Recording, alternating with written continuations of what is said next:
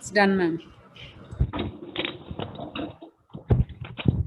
अब मैं सिंधी महाविद्यालय के हिंदी विभाग की विभागाध्यक्ष डॉक्टर रंजना पिल्ले मैम को स्वागत भाषण के लिए आमंत्रित करती हूँ।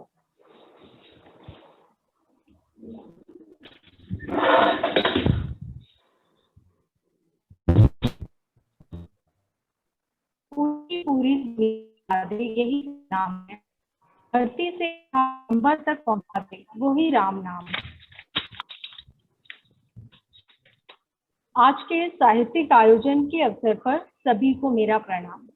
मैं डॉक्टर रंजना पिल्ले, हिंदी विभागाध्यक्ष, सिंधी महाविद्यालय व प्रबंधन समिति की ओर से सभी का हार्दिक स्वागत करती हूँ। हमारे माननीय मुख्य अतिथि महोदय professor SV Narayan Raju sir का इस आयोजन में हार्दिक स्वागत है, जिन्होंने अपने व्यस्त दिनचर्या से समय निकालकर हमारे इस आतिथ्य को स्वीकार किया। धन्यवाद सर। आदरणीय प्राचार्य डॉक्टर BS श्रीकंठा सर का इस आयोजन में हार्दिक स्वागत है, जिनका मार्गदर्शन और प्रोत्साहन सदैव हमें प्रेरणा देता रहा है। स्वागत है सर।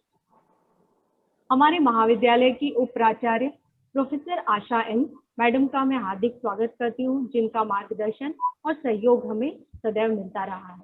इन सबके अतिरिक्त बेंगलोर विश्वविद्यालय व बेंगलोर शहर के अलावा देश के विभिन्न राज्यों से जुड़े हुए आचार्यों, विद्वानों व हिंदी प्रेमियों का इस आयोजन में हार्दिक स्वागत है। इन सभी के अतिरिक्त हमारे महाविद्यालय के विभिन्न विभागों के विभागाध्यक्ष, उप विभागाध्यक्ष व प्राध्यापकों का हार्दिक स्वागत है। अंततः देश की शक्ति कहे जाने वाले युवा विद्यार्थी मित्रों का इस आयोजन में हार्दिक स्वागत है। धन्यवाद। धन्यवाद मैम। अब मैं BBA तृतीय वर्ष के छात्र अमित सुखीजा को आमंत्रित करती हूँ कि वे सभी को मेरा प्रणाम। मैं अमित के सुखीजा, BBA तृतीय वर्ष का छात्र। ये मेरे लिए सौभाग्य की बात है कि आज मुझे आज के माननीय अतिथि विद्वान आचार्य SVSS नारायण राजू जी का परिचय देने का सौभाग्य प्राप्त हुआ है। आचार्य जी वर्तमान में तमिलनाडु के तिरुवारूर केंद्रीय विश्वविद्यालय में संकायाध्यक्ष अर्थात डीन के पद पर आसीन हैं। इन्होंने तिरुवारूर विश्वविद्यालय में विभिन्न पदों पर काम किया है। इनका शैक्षणिक अनुभव 28 वर्षों का है। बल्गेरिया के सोफिया यूनिवर्सिटी में इन्होंने विजिटिंग प्रोफेसर के रूप में भी काम किया है। इन्होंने आंध्र विश्वविद्यालय में 1997 में PhD की उपाधि पाई। ये विविध भाषाओं के ज्ञाता हैं, जिनमें हिंदी, तेलुगु, अंग्रेजी, मलयालम और तमिल आती है। इन्होंने दक्षिण भारत हिंदी प्रचार सभा एर्नाकुलम हैदराबाद के लिए भी लंबे समय तक काम किया है। इन्हें शोध परीक्षार्थी अर्थात रिसर्च सुपरविजन का 30 वर्षों का अनुभव है। इन्होंने अब तक स्वलिखित 4 पुस्तकों का प्रकाशन किया है। इन्होंने तिरुमला श्रीवारी मंदिर के वार्षिक ब्रह्मोत्सव के अवसर पर श्री वेंकटेश्वर भक्ति चैनल में उद्घोषक का काम भी किया है। तिरुमला तिरुपति के पावन स्थल में हिंदी स्वरूप में मंत्रोपचार भी किया है। आंध्र प्रदेश सरकार की तरफ से इन्हें तेलुगु भाषी हिंदी युवा लेखक का सम्मान 2009 में प्राप्त हुआ। मुरादाबाद उत्तर प्रदेश के अखिल भारतीय साहित्य कला मंच में 2014 में उन्हें साहित्य श्री का सम्मान प्रदान किया गया। तमिलनाडु हिंदी साहित्य अकादमी चेन्नई की ओर से इन्हें 2016 में हिंदी सर्व सम्मान प्रदान किया गया था।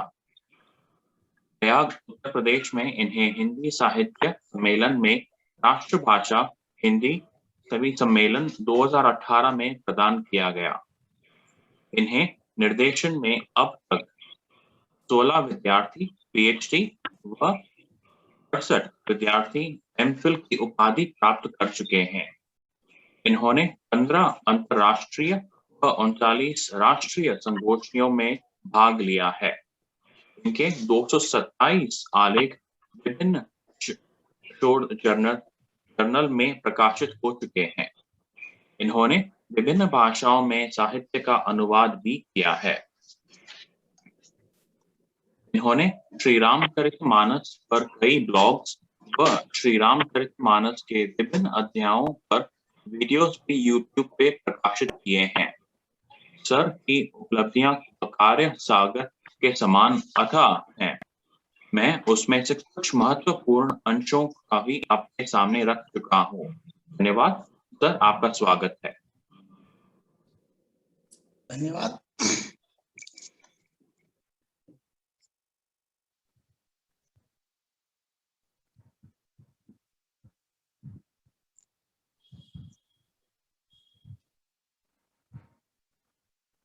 The stage is yours now. ओम नमो श्री वेंकटेशाय।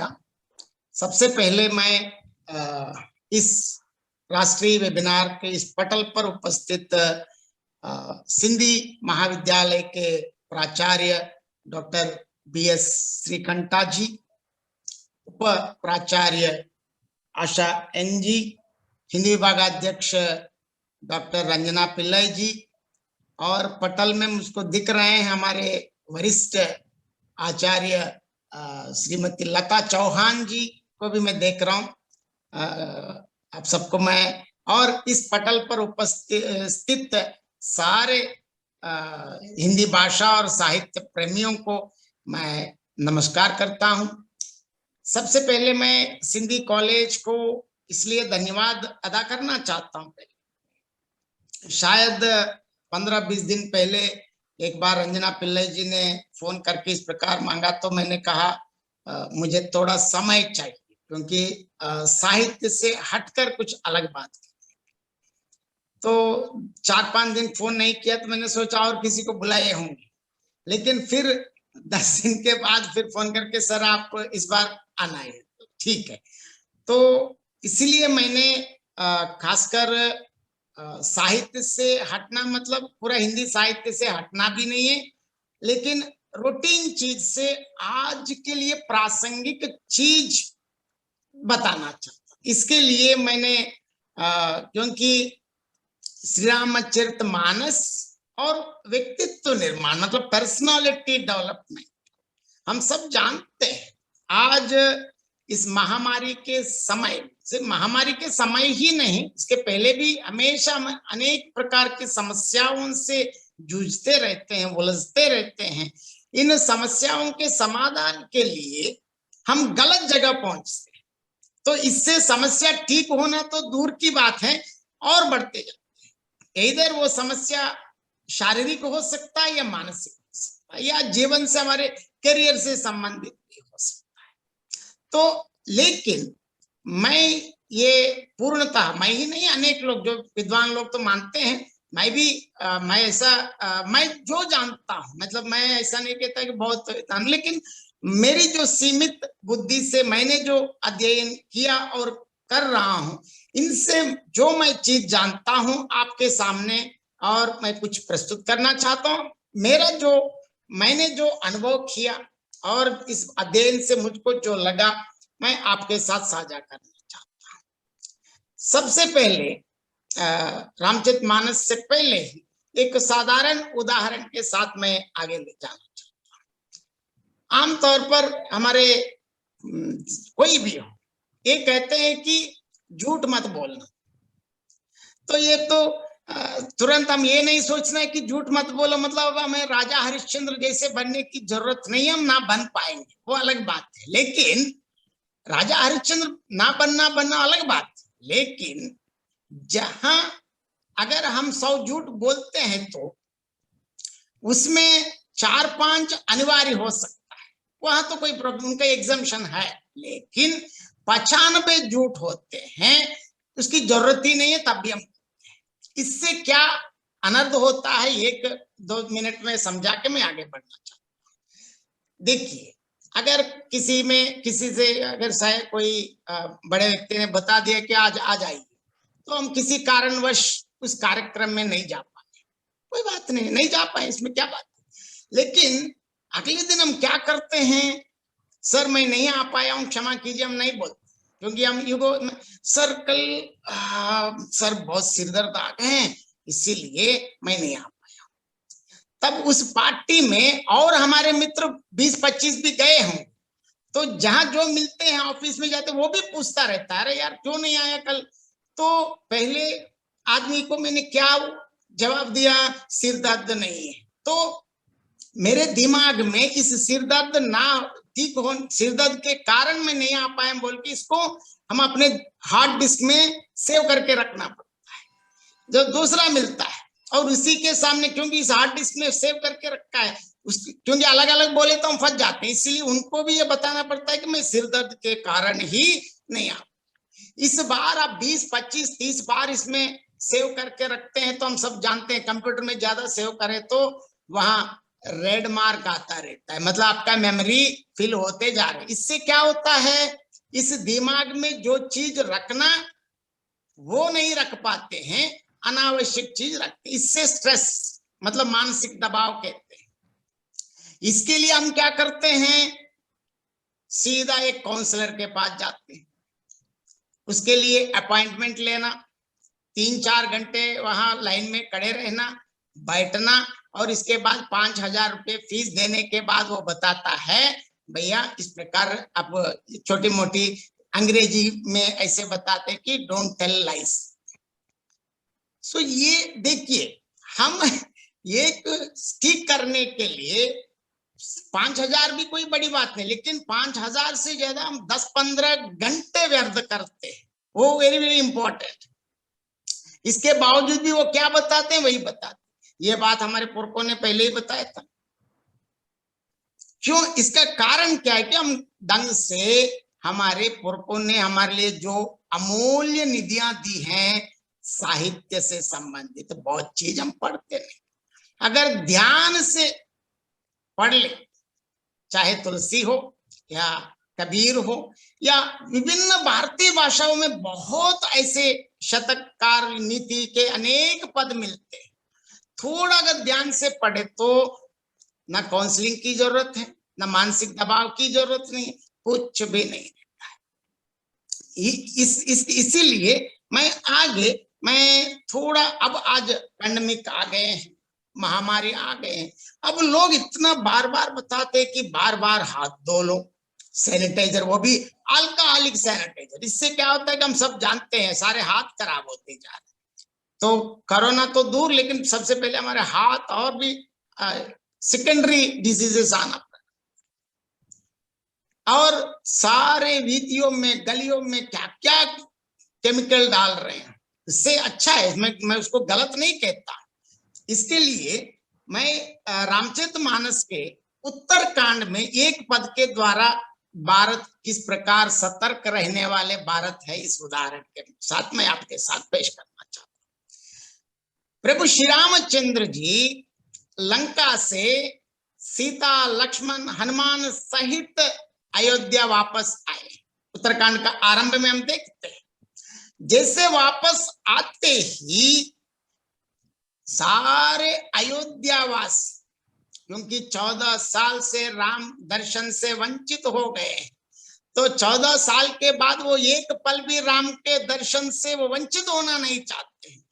पता चला है कि राम जी आ रहे हैं, तो पुष्पक तो लैंड हो गए, तो लैंडिंग होते ही वहां पूरा एयरपोर्ट तक लोग इतने पहुंच गए, मतलब संपूर्ण अयोध्या के अयोध्या ही पहुंच गए। तब वहां तुलसीदास के शब्दों में देखिए, अयोध्या को इतने लोग बाहर आ गए, तो कैसे इन सबको बचाने के लिए अयोध्या में क्या हो रहा है हम देखिए। भीति सकल सुगंध सिंचाई, गजमन रच बहु चौक पुराई, नाना बांति सुमंगल साजे, हरत नगर निशान बहुजान। देखिए, हम ऐसे अतीत सुसंपन्न भारत है के वारिस हैं, हम ये बात भूल जाते हैं। क्या कर रहे हैं, देखिए, बीत सकल सुगंध सिंचाई, मतलब सारी गलियां, बीतियां, सुगंधित द्रवों से सिंचाई गई। आजकल जैसे गैमेक्सिन वगैरह खराब चीज नहीं है, गैमेक्सिन से फायदा भी और नुकसान भी है, लेकिन हमारे भारतवर्ष इतने अपने स्वास्थ्य के प्रति सतर्क रहने वाला भारत है, इससे पता चलता है कि सारी गलियां सुगंधित द्रवों से, ऐसे सुगंधित द्रव हैं, इससे छोटे मोटे हानिकारक बैक्टीरिया अपने आप नष्ट हो जाता है और इससे साइड इफेक्ट नहीं है। और आजकल हम सुगंध द्रव्यों की बात हम जानते हैं, बाजार में गए तो वो ऐसी जो एसी शोरूम में मिलता है उसको सभी लोग नहीं खरीद पाते हैं, लेकिन ऐसी चीज हमारे ऐसे भारत देश हैं, हम वीथियों में उसको जलाते, मतलब सिंचाते थे, सारे वीथियों को ठीक करते थे। और देखिए, गज माने रच बहु चौक पुराई, मतलब गज मुक्तावन से रचकर बहुत सी चौक पुराई गई, मतलब सज धज कर ठीक कर दिया है। और अनेक प्रकार के सुंदर मंगल साज सजाए गए और हर्ष पूर्वक नगर में बहुत से डंके बजते, क्योंकि वो ध्वनि से भी बहुत फायदा है। अनेक चीज अपने आप हवा में जो बैड बैक्टीरिया है तो चले जाता है। तो इतने सतर्क हमारे पास सब कुछ, हमें आजकल ऐसे लोग आज भारत को सिखाने के बहुत लोग तैयार हो जाते हैं, ये मैं इस चीज को मानता ही नहीं। देखिए और आगे देखिए, आज लोग बताते कि जैसे कोरोना से बचना है तो क्या बोलते, कर्पूर की एक टिकिया अपने जेब में रखो या हाथ में रख के बार बार देखते रहो बोलते हैं, है ना।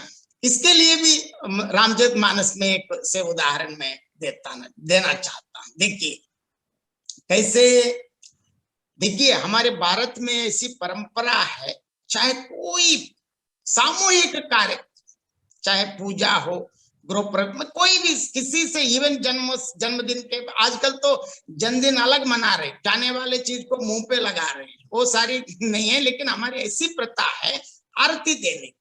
करहि आरती आरती हर के, रघुकुल कमल विपिन दिन करके, पुर शोभा संपत्ति कल्याण, निगम शेष शारदा बकाने। तुलसीदास जी देखिए, करहि आरती आरती हर के, राम कहाँ है? राम तो बहुत दूर पे है, अभी अभी जस्ट पुष्पक तो लैंड हुआ है, लेकिन सारी स्त्रियां जहां जहां बैठते हैं वहीं से ही आरती दे। कैसे? करहि आरती आरती हर के, एक आरती का मतलब कर्पूर का है, आरती हर के मतलब हमारे सारे दुखों को, क्लेशों को, तकलीफ को, नुकसान को, सबको, शारीरिक और मानसिक सारे तकलीफों को दूर करने वाले भगवान श्री रामचंद्र आरती हर के। देखिए कर ही आरती, जहां जहां बैठे वहीं से आरती दे रहे, वो सब राम के पास थोड़ी गए यहाँ। इससे ये पता चलता है अगर कोई सामूहिक कार्यक्रम करना है तो जिस प्रकार बैड बैक्टीरिया एक दूसरे से ना लगे, इतनी हमारे पास हर चीज के लिए दवा है, हर चीज हमारे जितने नियम रखा है वो सब साइंस है, विज्ञान है। इसीलिए हम जैसे रामायण या महाभारत या भगवत गीता की जब बात करते तो गीता मतलब कोई काव्य नहीं है, रामायण काव्य नहीं है, वो शास्त्र है। मतलब शास्त्र मीन्स साइंस है, मतलब साइंस मतलब जो तर्क के साथ, तर्क के बल पर जो खरे उतरता है वही शास्त्र है। और आगे इस प्रकार आज जहां रामायण के इसके साथ साथ आगे मैं और कुछ उदाहरणों के साथ मैं बताना चाहता हूं। देखिए हम सब जानते हैं आजकल हम कैसे काम करें, किस प्रकार इस समाज में रहे, टाइम मैनेजमेंट की बात हम बोलते हैं, लेकिन अब कोई भी कार्य, कुछ भी कार्य बहुत बार हम विफल हो जाते हैं। क्यों विफल हो जाते हैं? ऐसे सोचते अरे यार इतने काम हैं, मैं कोई काम, मतलब इतने काम करने के लिए सोचते हैं, कोई काम ढंग से नहीं कर पाते। तो काम हमें कैसे करना है, जहां हम अपनी बड़प्पन दिखाना, अपनी रुतबा दिखाना, अपना अधिकार दिखाना, जहां हम बिल्कुल साधारण जैसे रह के हम अपना काम लेना, ये सारी चीज मैं आज खासकर ज्यादा सुंदरकांड पे ध्यान में रखकर, सुंदरकांड को मुख्य केंद्र में रखकर 4-5 चीजों के द्वारा हनुमान जी क्यों हमारे लिए आदर्श हैं, यहाँ इस चीज को मैं बताना चाहता हूं। हम सब जानते हैं राम कार्य पे हनुमान जी अब सीता माँ को ढूंढने गया था। वो अपने लिए नहीं गए, वो क्यों गए हैं? राम कार्य पे, मतलब आज हमारे लिए ड्यूटी है। ड्यूटी को कैसे करना है, इसके पहले अन्य एक लोक कथा के माध्यम से 2 मिनट में बता के तब मैं इसमें आना चाहता हूँ, क्योंकि लोग ऐसे समझते हैं कि कार्य मतलब कार्य क्या है। इसके लिए एक नारद की एक लोक कथा के माध्यम से 2 मिनट में समझाना चाहता हूँ। हम सब जानते हैं नारद मुनि तो हमेशा नारायण नारायण नारायण बोलते रहते हैं। उनको जानते हैं ना, मुनि तो है ही, लेकिन उनके मन में एक इच्छा आई है, मुझसे कोई बड़ा भगवान नाम लेने वाला ही नहीं, क्योंकि मैं 24/7 और 365 मैं तो वही काम करता रहता, मुझसे बड़ा कोई नहीं रहता है। तो उनकी इच्छा ये है कि भगवान नारायण के पास जाएं और नारायण से पूछ के जी आप बता दीजिए आपके परम भक्त या प्रिय भक्त कौन है। तो वो नारायण के मुख से सुनना चाहते कि नारद तेरे बिना और कोई नहीं। तो इस इच्छा से सीधा वो वैकुंठ पहुंच गए। हम सब जानते हैं श्रीमन नारायण तो सब जानते हैं, ये आते ही गए नारायण नारायण ऐसे बात हालचाल पूछ लिया, क्या बात है, चाय वाय पी लिया, और इसके बाद कहा क्यों आए, क्योंकि नारायण तो सब जानते हैं। तो पूछे नहीं नहीं मैं ये जानना चाहता हूँ आपके प्रिय भक्त कौन है। तो इनकी इच्छा ये कि वो एक्सपेक्टेशन ये है कि आप ही हैं, लेकिन श्रीमन नारायण तो सब जानते हैं जगन्नाटक सूत्रधारी है। उन्होंने तुरंत कहा एक ऐसे कोई राजेश। तो इनकी पूरा फ्यूज उड़ गए, ऐसे कैसे होता है, क्या मुझसे कोई बड़ा भक्त है क्या, जरा उनका पता वगैरह दे दो, मैं देख के आता हूँ। तो तुरंत उन्होंने एड्रेस वगैरह दे दिया। आजकल तो एड्रेस पहचानना बहुत आसान है, तुरंत गूगल मैप में डाल दिया और तेरा रूट वेट पकड़ लिया, सीधा पहुंच गए वहां। वो राजेश या कोई भी नाम, वो कैसे हैं, एक साधारण किसान है। उनकी दिनचर्या देखी, सुबह उठते ही सबसे पहले एक बार नारायण नारायण नारायण, फिर इसके बाद अपने काम में लग गए। फिर दोपहर तक काम किया, दोपहर में हाथ पांव धो के खाना खाने के पहले खाने के सामने बैठकर 3 बार नारायण को नमन करके हे प्रभु आपने मुझे इतना दिया है धन्यवाद कह के खा लिया, फिर काम में लग गए। फिर रात में सोते वक्त आज मुझे इतने जो दिन तो बीत गया, कल है तो आप फिर उठाए तो फिर आपका नाम स्मरण करूंगा, नहीं तो आपकी मर्जी है बोल के एक बार नारायण कह के सो गए। एकदम नारद को इतना आश्चर्य, यार दिन में 3 बार नारायण बोले तो इतना बड़ा वक्त कैसे बन गए। सीधा है तो कोई इसमें कोई कुछ मैच फिक्सिंग होगा, गुस्से में एकदम सीधा वैकुंठ पहुंच गए। क्या नारायण जी आप क्या करते हैं, आप तो क्या कोई रिश्वत लेना आप भी शुरू कर लिया क्या? तो हंसता है, क्या बात है, नहीं वो इतना। तो वो बताते हैं मैंने उनको, वो क्या कर रहा है, वो तो काम कर रहा है। तो नारायण बताते हैं भाई वो काम मैंने ही दिया, अच्छा तो मुझको भी एक काम दे। तुरंत उसको एक ऐसे एक कटोरा देके पूरा तेल भर देता है, अपने सिर पे रखो, संपूर्ण विश्व की प्रदक्षिणा करके आओ, लेकिन शर्त यह कि एक बूंद भी नहीं गिरना है। तो नारद आरंभ किया, लेकिन उनका पूरा का पूरा ध्यान तेल ना गिरे। तो पूरा कैसे भी प्रदक्षिण तो करके आ गए हैं, तेल नहीं गिरा। तो देखो आपका कार्य मैंने 100% कर लिया, तो ठीक है, लेकिन इस बीच में कितने बार मेरा नाम याद किया। तो मैं तो ऑन ड्यूटी हूँ, आपका ही कार्य कर रहा हूं, तो आपका नाम लेने की क्या जरूरत है, मैं ऑन ड्यूटी है तो कॉलेज आने की जरूरत नहीं है, ऐसे ही वो बता दिया। तो नारायण हंसते, देखो भाई इस सृष्टि में सबके लिए जो भी काम है वो काम मेरे द्वारा दिया गया काम है। मतलब जो हम ऐसे हर काम को, हम अपने कार्य को कैसे समझना है, यह कार्य भगवत प्रदत्त कार्य, चाहे कोई भी कार्य, पाठ पढ़ाना हो या पाठ सुनना हो या कार चलाना हो, कोई भी, मतलब हम जो भी कार्य करते हैं, इस कार्य करते वक्त आप पर मत लेना, यह भगवत प्रदत्त कार्य है, भगवान ने दिया है। तो हम भगवान की पूजा जितनी तल्लीनता से, समर्पित भावना से, मन से करते हैं, हम अपने कार्य को इतनी मन से करना ही भगवत पूजा है। और इसके साथ साथ भी अगर 2 बार या 3 बार भगवत नाम स्मरण किया, मतलब और भी आपका जीवन धन्य हो जाता है। क्योंकि यहाँ इसलिए मैंने ये उदाहरण बता दिया,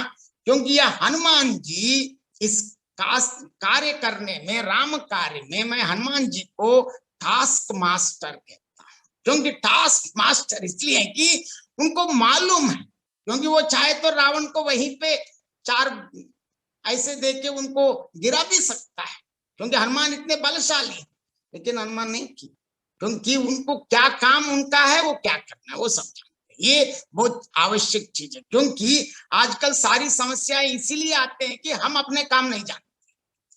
हमेशा हम ये देखते हैं कि दूसरे क्या, अरे दूसरों के बारे में नहीं, पहले आप अपना कार्य क्या है, आप अपनी कार्य की सीमा क्या है। आज मैं यही भी सोचता हूं कि प्रधानमंत्री वो नहीं कर रहे हैं, ये नहीं कर रहे हैं, मुख्यमंत्री, अरे यार मुख्यमंत्री प्रधानमंत्री तो एक बार वोट डाला, बाद में 5 साल चुप रहो, वो लोग जो करना है कर लेंगे। लेकिन आप क्यों, आपके अनुसार प्रधानमंत्री मुख्यमंत्री तोड़े ही चलता है, आपके अनुसार अपने प्रिंसिपल तोड़े ही चलता है, आपके अनुसार, इसीलिए आपके अनुसार नहीं चलते भाई।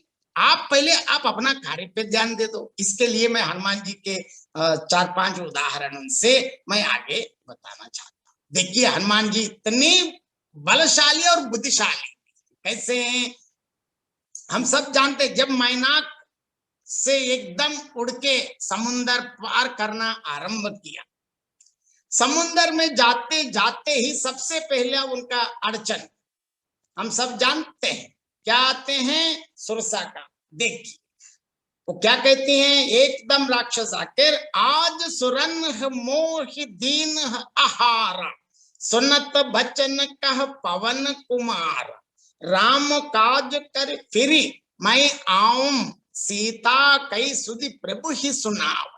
देखिए इतने राक्षस आने के बावजूद भी रावण तुरंत उनको अपनी गदा से या हाथ से नहीं मारा।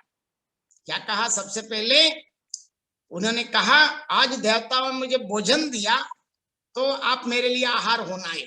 देखिए इस वचन सुनते ही, राम काज कर फिर मैं आऊं, सीता कई सुधि प्रभु ही सुनाओ।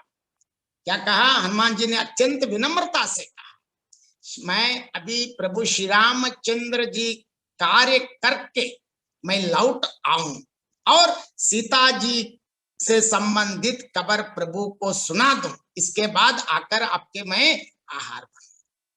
क्योंकि अपनी सारी शक्ति, रुतबा क्या क्या है, मैं ये हूं वो हूं फलाना, बोल के उनको डंडा मारने के लिए कोशिश नहीं किया। क्यों, ये कार्य पे जा रहे हैं तो सबसे पहला उनका टारगेट क्या है, सीता माँ को ढूंढना और सीता माँ से संबंधित समाचार प्रभु श्री रामचंद्र जी को देना है। देखिए तब तब बदन पैठी वो आई, सत्य कह वो मोह जान दे माई, कवनेह जतन दे ये नहीं जाना, ग्रस से न मोह कहे वो हनुमान। देखिए मैं आकर तुम्हारे मुंह में घुस जाऊं, हे माता मैं सत्य कहता हूं, अभी मुझे जाने दो। जब किसी भी उपाय से उसने जाने नहीं दिया, तब हनुमान जी ने कहा कि बात की कथा मैं यहाँ ज्यादा नहीं खाता, क्योंकि देखिए पहले उन्होंने रिक्वेस्ट किया, नहीं माना तो हम सब बाकी कथा जानते हैं, क्योंकि चाहे तो मेरे मुंह में आना है, ठीक है आप। तो हनुमान बढ़ते जाते हैं और सुरसा भी, लेकिन दोनों ऐसे ऐसे ऐसे ऐसे अनेक योजनाओं तक बढ़ते। देखिए तुलसीदास, मतलब रामायण में उस समय ही हमारे पास इतनी सारी ग्राफिक्स है। अब ये सब करने के लिए, ग्राफिक्स के लिए तो 2 साल लगता है, लेकिन तुलसीदास ने 2 क्षणों में करके दिखाया। और ऐसे ऐसे बढ़ते ही हनुमान इतनी बुद्धिशाली है, एक क्षण में ये बढ़ती जा रही है, एक क्षण में एकदम अंगुष्ठ मात्र बन के मुंह में गए और वापस भी आ गए, क्योंकि उनकी जो शर्त है उसको तो निभा लिया। तो देखिए यहाँ इससे हमको ये पता चलता है, हनुमान जी के द्वारा ये हमें सीखना है कि हम जिस कार्य पे कर रहे हैं तो कार्य के अनुरूप हमें व्यवहार करना है। हम अपनी ज्यादा दिमाग, डेढ़ दिमाग ऐसे बोलते, वो हमें नहीं दिखाना, हमें अपनी अहमियत दिखाना, क्योंकि यहाँ देखिए ऐसे ही जाते हैं। और इसके साथ साथ अब आगे देखिए, आगे कहाँ गए हैं, समुद्र तो पार कर लिया। देखिए अब इतने विशाल काय बन के एक क्षण में छोटा बन के उनके मुंह में जाके, क्योंकि वहां उनके लिए ब्रह्म का वर माने तो ब्रह्म को भी मानना है। तो यहाँ परिस्थितियों के अनुरूप हमें व्यवहार करना है, इसका एक उदाहरण। और दूसरा उदाहरण भी, और इसी का कंटिन्यूएशन में भी हम देख सकते हैं। जैसे अब समुद्र पार कर लिया, तो अब देखिए इतने बुद्धिशाली हैं, आते ही अपने गदा पकड़ के तुरंत लंका में जाने का प्रयास नहीं किया, वहां इंतजार किया, वहां एक क्षण भी व्यर्थ नहीं किया। लेकिन यहाँ जरूरत है, इसीलिए रात होने तक इंतजार किया। यही है टास्क हो रही है, मतलब हमें किस प्रकार कार्य करना है, ये हनुमान जी से हम सीख सकते हैं। और क्या किया, जैसे शाम रात डलते ही अपने विशाल काय से गए नहीं, क्योंकि वो ऐसे स्वर्ण लंका है, पूरा 24/7 खूब लाइटिंग वाइटिंग क्या नहीं सब चल रहा है। एक ऐसी छोटी सी कीड़ा भी अंदर जाना मुश्किल है, क्योंकि इतना टाइट तो सिक्योरिटी है, मतलब जेड प्लस कैटेगरी में है पूरा। तब देखिए कैसे गए हैं हनुमान जी, मसक समान रूप कपिधरि लंका ही चले सुमिर न रहत, नाम लंकनी एक निसचरी सो कह चलेस मोहि निंदा। ऐसे एकदम ऐसे बन गए। कैसे बन गए हनुमान जी, मच्छर के समान छोटा सा रूप धारण करके नर रूप से लीला करने वाले भगवान श्री रामचंद्र का स्मरण करते करते लंका चले गए। लेकिन वहां क्या है, लंकनी जो राक्षस, वो तो चीफ सिक्योरिटी ऑफिसर है लंका की, वो ऐसी देखी, अरे यार ये कौन जा रहे हैं मेरे, क्योंकि उनको जाने में आपत्ति नहीं, लेकिन जाना है तो उनसे परमिशन लेना है, क्योंकि वहां जो सिक्योरिटी गार्ड को बिना बोल के गए तो बुरा लगता है, वो डंडा लेके आता है। अगर पूछ के उनको 10 रुपए दे के गए तो कोई बात नहीं, ऑफिशियली भी जा सकते। देखिए वह बोली, मेरा निरादर करके कहाँ चले जा रहे, आओ। तो देखिए दूसरे में देखिए तुलसीदास ऐसे थे, यहाँ हनुमान जी कैसे थे, जाने ही नहीं मरम सट मोरा, मोर आहार जहां लगी चोरा, मुटिका एक महाकप हनी, रुधिर बमत दर्न ढन मानी। देखिए हनुमान एक क्षण भी व्यर्थ नहीं किया। क्या किया, पहले पूछा, है मूर्ख तू मेरा वेद नहीं जाना, जहां तक जा रहे हो चोर है, सब मेरे आहार, क्योंकि यहाँ जो भी चोर चक्कर करने के आते हैं वो सब मेरे लिए आहार।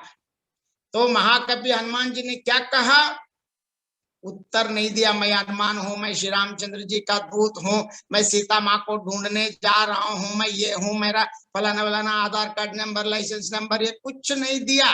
सीधा क्या किया, मुटिका एक महाकपि हनि, रुधिर बमत धर्न ढन मानी, मतलब हनुमान जी ने उसे एक घूंसा मारा जिससे वो एकदम खून की उल्टी करती हुई पृथ्वी पर लुढ़क गई। देखिए हनुमान जी कितने, इसीलिए हम ये सीखना है कि वहां रिक्वेस्ट किया, लेकिन बाद में ये करके, लेकिन यहाँ क्योंकि ये तो राक्षसी हैं, इनसे ये बात नहीं जानते, बार बार आजकल जैसे योगी बोलते रहते, जो लोग जिस भाषा को जानते हैं उसी भाषा में हमें उत्तर समझाना चाहिए।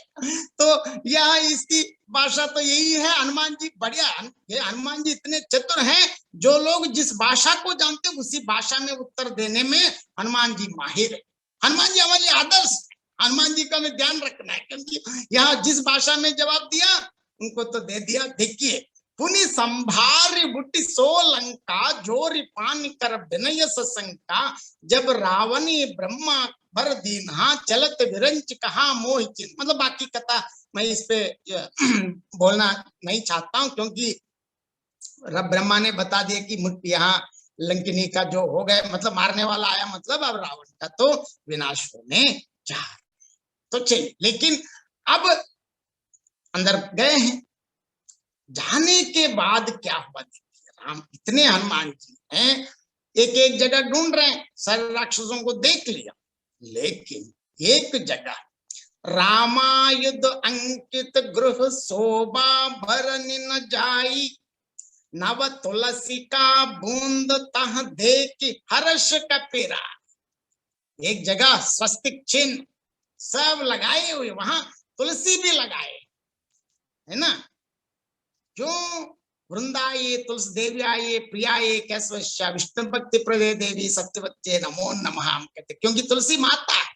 यहाँ ये सब देखते ही अब हनुमान जी की प्रतिक्रिया देखी, जहां एक एक के साथ एक एक प्रतिक्रिया, मतलब जिसके साथ हमें व्यवहार करते उसी की तरह रहना है। तो हनुमान जी देखिए, जब जहां एक ऐसे महलों के बीच में एक ऐसा महल मिला, वहां श्री राम जी के आयुध धनुष बाण के चिन्हों से अंकित था, उनकी शोभा वर्णन नहीं की जा सकती। वहां नवीन नवीन तुलसी के वृक्ष समूह देखकर कपिराज हनुमान जी हर्षित हुए। और देखिए, और कहा, पहले सोचा लंका निश्चर निकर निवास, यह का सज्जन कर बास, मन मोह तर्क करे कपिला, ते ही समय विभीषण जाना। और इसी के साथ है, इससे पता चला कि एक यहाँ एक सज्जन मिला है। देखिए यहाँ हनुमान जी कहते हैं, जैसे विभीषण के पास ब्राह्मण वेशधार, क्यों विप्र रूप धर बचन सुनाई, सुनत विभीषण उठ तह आए, कर प्रणाम पूछ कुशलाई, विप्र कहो निज कथा। यहाँ विभीषण से मिलने के बाद मेरा तो समय होने जा रहा है, मैं ये नहीं है वो नहीं बताया, उन्होंने क्या कहा, उनको नमन किया और कुशला पूछ के विप्र कहो निज कथा बुझाई, मतलब संपूर्ण कथा सुना ली, मतलब मैं कहाँ से हूँ, क्या हूँ, कि मैं क्या करना चाहता हूँ, इस प्रकार करके हे ब्राह्मण आप अपनी कथा समझा। अब देखिए यहाँ हरि भक्तों में से कोई है, ये देखकर मेरे हृदय में प्रेम पड़ा है, इसीलिए देखिए। अब तब हनुवंत कहीं सब राम कथा निज नाम, सुनत जुगल तन पुलक मन मगन सुमरी गुण ग्राम। क्योंकि पूरा दोनों राम कथा सुन के दोनों आनंद आश्रय में डूब गए, क्योंकि राम कथा सुनने में और बोलने में इतना आनंद आता है, दोनों उसका अनुभव किया है। यहाँ तुलसीदास और एक बढ़िया शब्द बताते हैं, यहाँ इस समूह में, क्योंकि हनुमान जी चाहते हैं जहां सज्जन है उनसे मित्रता करना, सब चाहे जबरदस्ती भी मित्रता करना, क्योंकि यहाँ विभीषण अच्छे, इसलिए वो उनसे उनके पास जाके ब्राह्मण वेश में जाके उनसे मित्रता, क्योंकि राम उनकी जो अच्छी चीज, मतलब जो बोलने से वो उनको अच्छा लगता है, वो राम कथा, संपूर्ण कथा अब तक जो रामायण हुआ है संपूर्ण कथा सुना के उनके पास बैठ के उनसे मित्रता किया है। यहाँ इससे ये पता चलता है, तुलसीदास हनुमान जी के माध्यम से ये बताते हैं कि हम किसी से मित्रता करना है, जो अच्छे लोगों से हो सके तो जबरदस्ती भी मित्रता करनी चाहिए, क्यों? आपको आगे बहुत फायदा होता है। इसीलिए तब पूरी कथा सुना लिया है, सुनत जुगल तन पुलक मन मगन सुमिर गुण ग्राम। देखिए श्री राम जी के गुण समूहों का स्मरण करके दोनों का मन प्रेम और आनंद में मगन। इससे क्या हुआ, एकदम दोनों अब मित्र बन गए। अब हनुमान जी फिर इतने टास्क मास्टर है, यहाँ भी इसके होते ही, जैसे विभीषण मित्र होते ही पूछा है कि सीता माँ की सारी, तो आगे बता दिया। अब वहां जब सीता के पास गए, वहां भी पहले मैं ये हूं वो नहीं बताया, सीता माँ के पास बाकी कथा मैं यह नहीं बताना चाहता हूं। जब सीता माँ से मिल लिया और उनको यकीन दिलाया, मैं राम का जो यहाँ दूत के रूप में आया हूं। इन सब के बाद देखिए हनुमान जी अब इतना दूर जर्नी करके आए, उनका तो कोई बीच बीच में लंच और डिनर तो आई ही नहीं, तो भूख तो लगता है, नेचुरल है। लेकिन चाहे तो वो भूख तो वो जितने मिला है सब ले सकता है, लेकिन देखिए इतनी विनम्रता है, क्योंकि सुना हूं मात मोहि अतिशय भूखा, लाग देख सुंदर फल रूखा, सुन सुत करहि विपिन रखवार, परम सुबट रजनी चर। सीता माँ से अनुमति मांग रहे, हे माता सुंदर फल वाले वृक्षों को देखकर मुझे बड़ी ही भूख लगाई, क्योंकि वो तो है ही, बंदर तो है ही। हे बेटा देखिए सीता बड़े भारी योद्धा राक्षस इस वन की रखवाली करते हैं, इन्हें कर तब बताएं कि आप चिंता, क्योंकि ये तो कर सकता है, लेकिन सीता माँ से इतनी विनम्र, आप अनुमति दीजिए, बाकी मैं देख लेता हूँ, वहां क्या करना ये जानते हैं। वहां होने के बाद क्या हुआ देखिए, वहां पहले जो आए हैं सबको मार लेता है, क्योंकि उनका काम आगे बढ़ना है।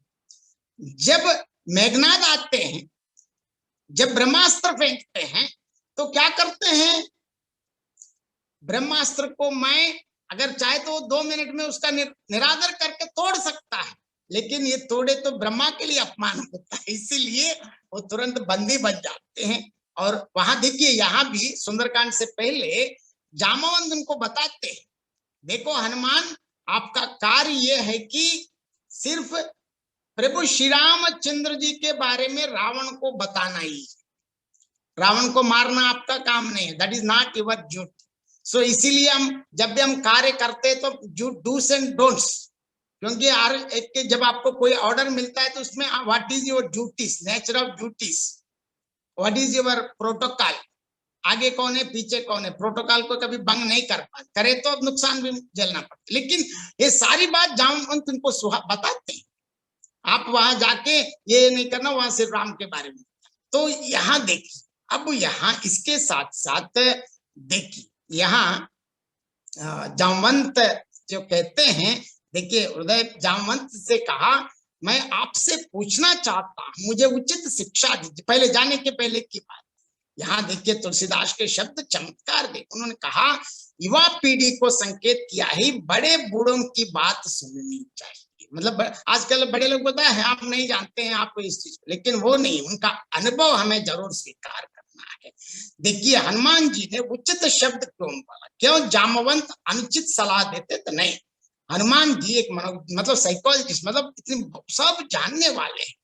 कभी कभी बड़े बूढ़ों के सलाह देते अपने समय की भी हाँकने लगते हैं। देश काल परिस्थिति बदल गई तो हनुमान जी को लगा कहीं जामवंत अपनी नाच सुनाने लगे, इसलिए वो कहते हैं ध्यान नहीं, वो ऐसे उचित शब्द बता, क्योंकि वहां हनुमान जामवंत से पूछते हैं कि वहां जाकर देखिए उनको जामवंत ने शिक्षा क्या दी है, रावण के पास जाकर आपको युद्ध नहीं करना, जाना प्रभु श्री रामचंद्र जी का संदेश देना और उनका स्वभाव व प्रभाव स्थापित करके आ जाना।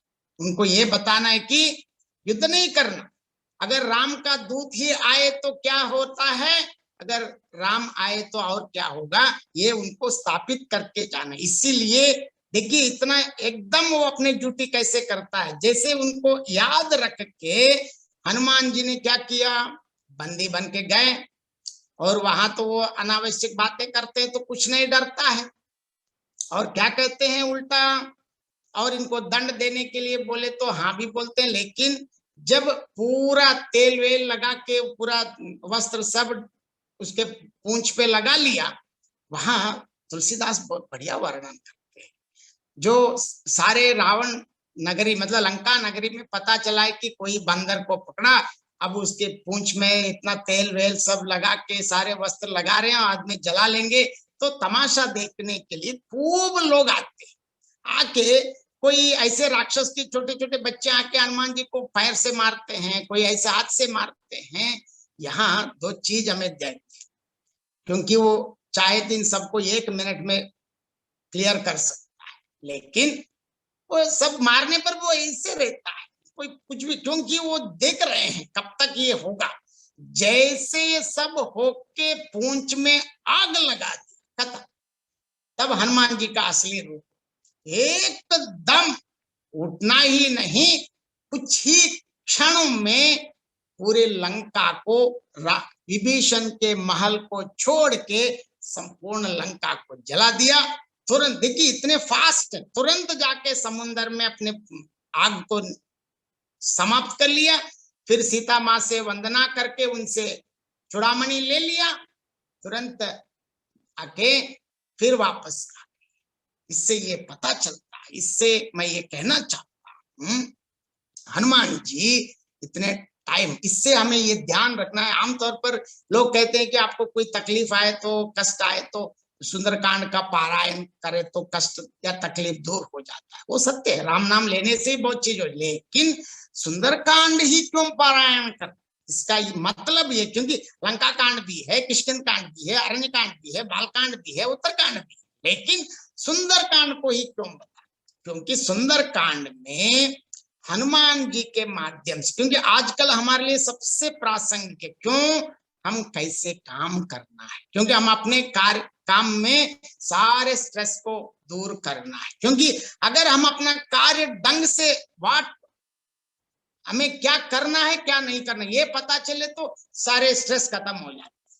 हम क्या कर रहे हैं आज? हम अपने कार्य के अलावा अन्यों के कार्य पे ज्यादा ध्यान देते हैं, इसीलिए स्ट्रेस आते हैं। अरे वो क्या कहेगा, वो क्या कर रहा है, अरे वो कुछ भी करता है, करने दो, आपको क्या करो, आप तो पढ़ाना है तो पढ़ाओ, कार ड्राइवर तो ड्राइवर चलो। लेकिन कार चलाने वाले हमेशा ये कंप्लेंट करते हैं कि सभी लोग ढंग से नहीं चल रहे। अरे यार उनको छोड़ दो, पहले तुम ढंग से चलो, है ना, तब तो स्ट्रेस ही खत्म हो जाती है। हनुमान जी से हमको पता चलता है। यहाँ हनुमान जी के और एक 4-5 उदाहरण ही मैं ले लूंगा, ज्यादा नहीं लूंगा। देखिए यहाँ हनुमान जी के इतने रूप हनुमान चालीसा में भी बता, सूक्ष्म रूप धर सिंह दिखावा, विकट रूप धर लंक जरावा, भीम रूप धर असुर संहारे, रामचंद्र के काज समारे। क्योंकि यहाँ हनुमान चालीसा कम से कम सुंदरकांड नहीं पढ़ पाए तो हनुमान चालीसा पढ़ो, क्योंकि हनुमान चालीसा तो 5 मिनट में पढ़ पाते। लेकिन हनुमान चालीसा पढ़ना मतलब ऐसे मैं 108 बार पढ़ लूं पुण्य में, वो 108 पढ़े ना पढ़े, लेकिन हनुमान चालीसा को इतने ध्यान से पढ़िए। इसमें तुलसीदास क्या कहा है, मतलब सूक्ष्म रूप धर सिंह दिखावा, विकट रूप धर लंक जरावे, भीम रूप धर असुर संहारे, रामचंद्र के काज। मतलब सुरसा के साथ मैनाक को तो नमन करके सुरसा के साथ रिक्वेस्ट भी किया और लंकिनी को सीधा प्रहार कर लिया। जहां विभीषण के साथ बहुत समय बिताया, बाद में सीता को, मतलब पूरा का पूरा अगर आप हनुमान और सुंदरकांड को हम ध्यान से देखते हैं, इससे हमारे, क्योंकि हाउ टू वर्क, सबसे पहले हम व्यक्तित्व, जहां भी पहले हम अपना कार्य को ढंग से समझ, क्योंकि मेरा कार्य क्या है, मुझे क्या करना है, इससे ज्यादा क्या नहीं करना। आजकल हम क्या नहीं करना है वही करते, क्या करना है वो भूल जाते हैं। ये इसीलिए ये सारी स्ट्रेस बस्ट, क्या है, स्ट्रेस है, मानसिक दबाव है, फिर काउंसलिंग है, काउंसलिंग के लिए 10-10 हजार देना, और वो बताते कि काउंसलर ने बताया आज से मुझको लेने के लिए। अरे यार ये सब इतने क्यों झंझाट में पड़ते हैं, हमारे घर पे हैं, घर पे ये पुस्तक है, उसको पढ़ना ही नहीं, उससे थोड़ा ध्यान से पढ़ो और आचरण करना सीखो। इसके लिए हम इतने हजारों रुपए की अलग बात है, लेकिन सबसे ज्यादा समय बर्बाद हो, तो वो समय और पैसे दोनों से बचना ही नहीं, हम अपने स्वास्थ्य, मतलब आजकल अब सिर्फ हमारे शारीरिक ही नहीं, मानसिक स्वास्थ्य भी जरूरी, मानसिक रूप से भी हमें बहुत स्थिर रहना है। तो अनावश्यक चीजों में हमें नहीं पड़ना है। तो हनुमान जी, आमतौर पर कुछ लोग ऐसे रॉन्ग इंटरप्रिटेशन देते हैं कि हनुमान जी, अरे यार ये हनुमान जी से देखने के लिए देख कर आओ, बोले तो जला कर आए हैं, ये इस प्रकार बोलना पाप, ऐसा कभी मत कहें,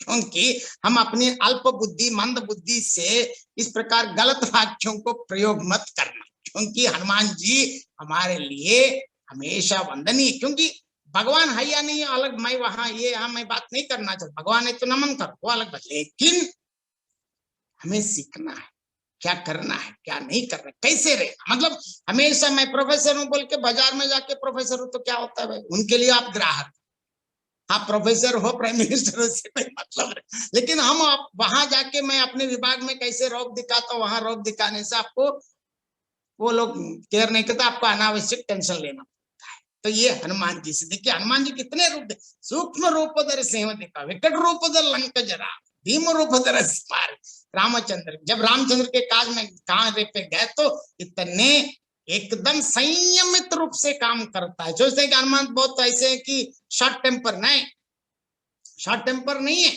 वो, एकदम 100% संयमित, वेरी वेरी ऐसे नपी तुली जो व्यवहार करते, इतना इससे हमें सीखना है ये हनुमान जी से। और इतने सचेत हो जाते हैं हनुमान जी करते हैं। और इस प्रकार देखिए, और आगे मैं इसके साथ साथ ये और एक दो उदाहरण से मैं बताना चाहता हूं आजकल के हम सब के लिए। मतलब मैं तो ऐसा नहीं कि मैं बोलने वाला, मैं भी इसके लिए पालन करने वाला, मतलब कोशिश करने वालों में मैं भी एक, मैं ऐसा नहीं कि मैं सबसे परे हो गया, ऐसी कोई बात नहीं, मैं भी कोशिश करता रहता हूँ। हमारे लिए अब तो साधारण इंसान है, गुस्सा, द्वेष, लेकिन इसको कम करने के लिए हमें सोचना है। आजकल क्या करते हैं, जल्दी ही हम मुझको ये मिला वो मिला, और ना मिले तो तुरंत एकदम डिप्रेशन। कोई फेल हो गए तो क्या बात है, फेल हो गए तो क्या होता है, होने दो, लेकिन तुरंत डिप्रेशन में जाते हैं। इसके लिए फिर काउंसलिंग करते हैं, ये करते हैं, कुछ लोग तो क्या क्या दवा लेते हैं, और डिप्रेशन को भी कम करने के लिए दवा लेना, क्योंकि पागलपन यार, डिप्रेशन तो आई ही नहीं। सबसे पहले यहाँ भी हनुमान और सीता की एक, अब सीता कैसे रहना बताता, तो आप अकेलापन का अनुभव मत कर। जब भी हम अकेले हो जाते हैं ना, अकेलेपन बहुत गलत, मतलब हम 100 लोगों के बीच में भी अकेलेपन का अनुभव कर सकते हैं, ऐसा नहीं। इस अकेला, अगर कहीं हम अकेले रहे, अकेलापन को तोड़ना है तो क्या करते हैं, कोई मित्र से बात करना, नहीं है तो और कोई अन्य शत्रु से मिलके शत्रु पर और कुछ टीका टिप्पणी करके कुछ होना, वो नहीं है। ऐसा नहीं है तो कोई टाइम पे पार्टी लेना, वो लेना नहीं है। इस अकेलापन को आप अकेलापन मत समझिए, इसको एकांत समझिए। एकांत मतलब क्या होता है, हम अपने आप से बात करें। अब अंदर देखना मतलब अंदर ही भगवान है, तो भगवान को देखना आरंभ करो, मेडिटेशन करो, ध्यान करो और पढ़ना सीखो। इससे क्या होता है कि अकेलेपन तो आई ही नहीं, वो शब्द ही मैं इतना नहीं मानता, क्योंकि अकेलेपन पे मत चल, आप एकांत में जाए। क्योंकि ये भी सीता से हम जाए, सीता कैसे 9 महीने रहा हम सब जानते हैं, सीता माँ ही हमारे लिए आदर्श है। और इसके साथ साथ अब मैं और एक दो उदाहरणों के माध्यम से जो चीज मिले ना मिले कैसे व्यवहार करना, यहाँ भी हम भगवान श्री रामचंद्र ही हमारे लिए आदर्श, हम सब जानते हैं। जैसे अयोध्या कांड के आरंभ में कहते हैं, जब भगवान श्री रामचंद्र, सीता और चारों बाई लोग, चारों अपनी अपनी बहुओं के साथ दशरथ के 4 पुत्र और बहू घर पहुंच गए, तो अब अगले राज्याभिषेक की तैयारी करते हैं। अब ये पता चला है, देखिए, और श्री रामचंद्र जी के पास वशिष्ठ जी जाके बता रहे, कुबलय विपन कंत बन सरिसा, बारिद तपत तेल जन बरिसा, जे हित रहे करत तेई पीरा, उर्ग श्वास सम त्रिविध समय। देखिए, भगवान कमलों के वन, बालों के वन के समान हो गए, मेघ मानो खौलता हुआ तेल बरसाते, हित करने वाले। अब पीड़ा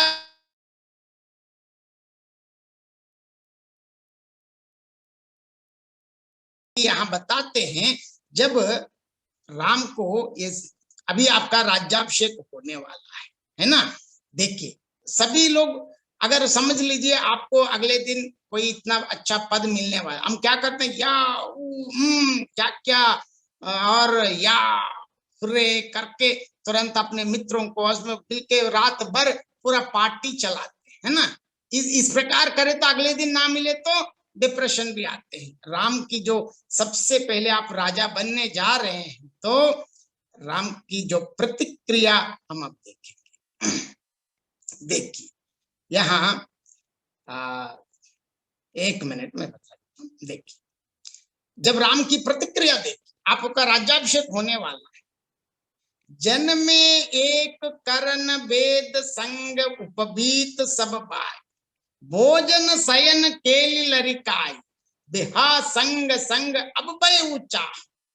उन्होंने ये नहीं कहा कि या हुर्रे मैं राजा बनने जा रहा हूँ, चक्रवर्ती बनने जा रहा हूँ, अब पार्टी करो, ये करो, मित्रों को बुलाओ, आज रात भर पार्टी चलाएं। नहीं, देखिए सब भाई एक ही साथ जन्म, खाना सोना, लड़कपन के खेल कूद, खनचेदन, यज्ञोपवीत और विवाह आदि उत्सव सब साथ साथ ही हुए हैं।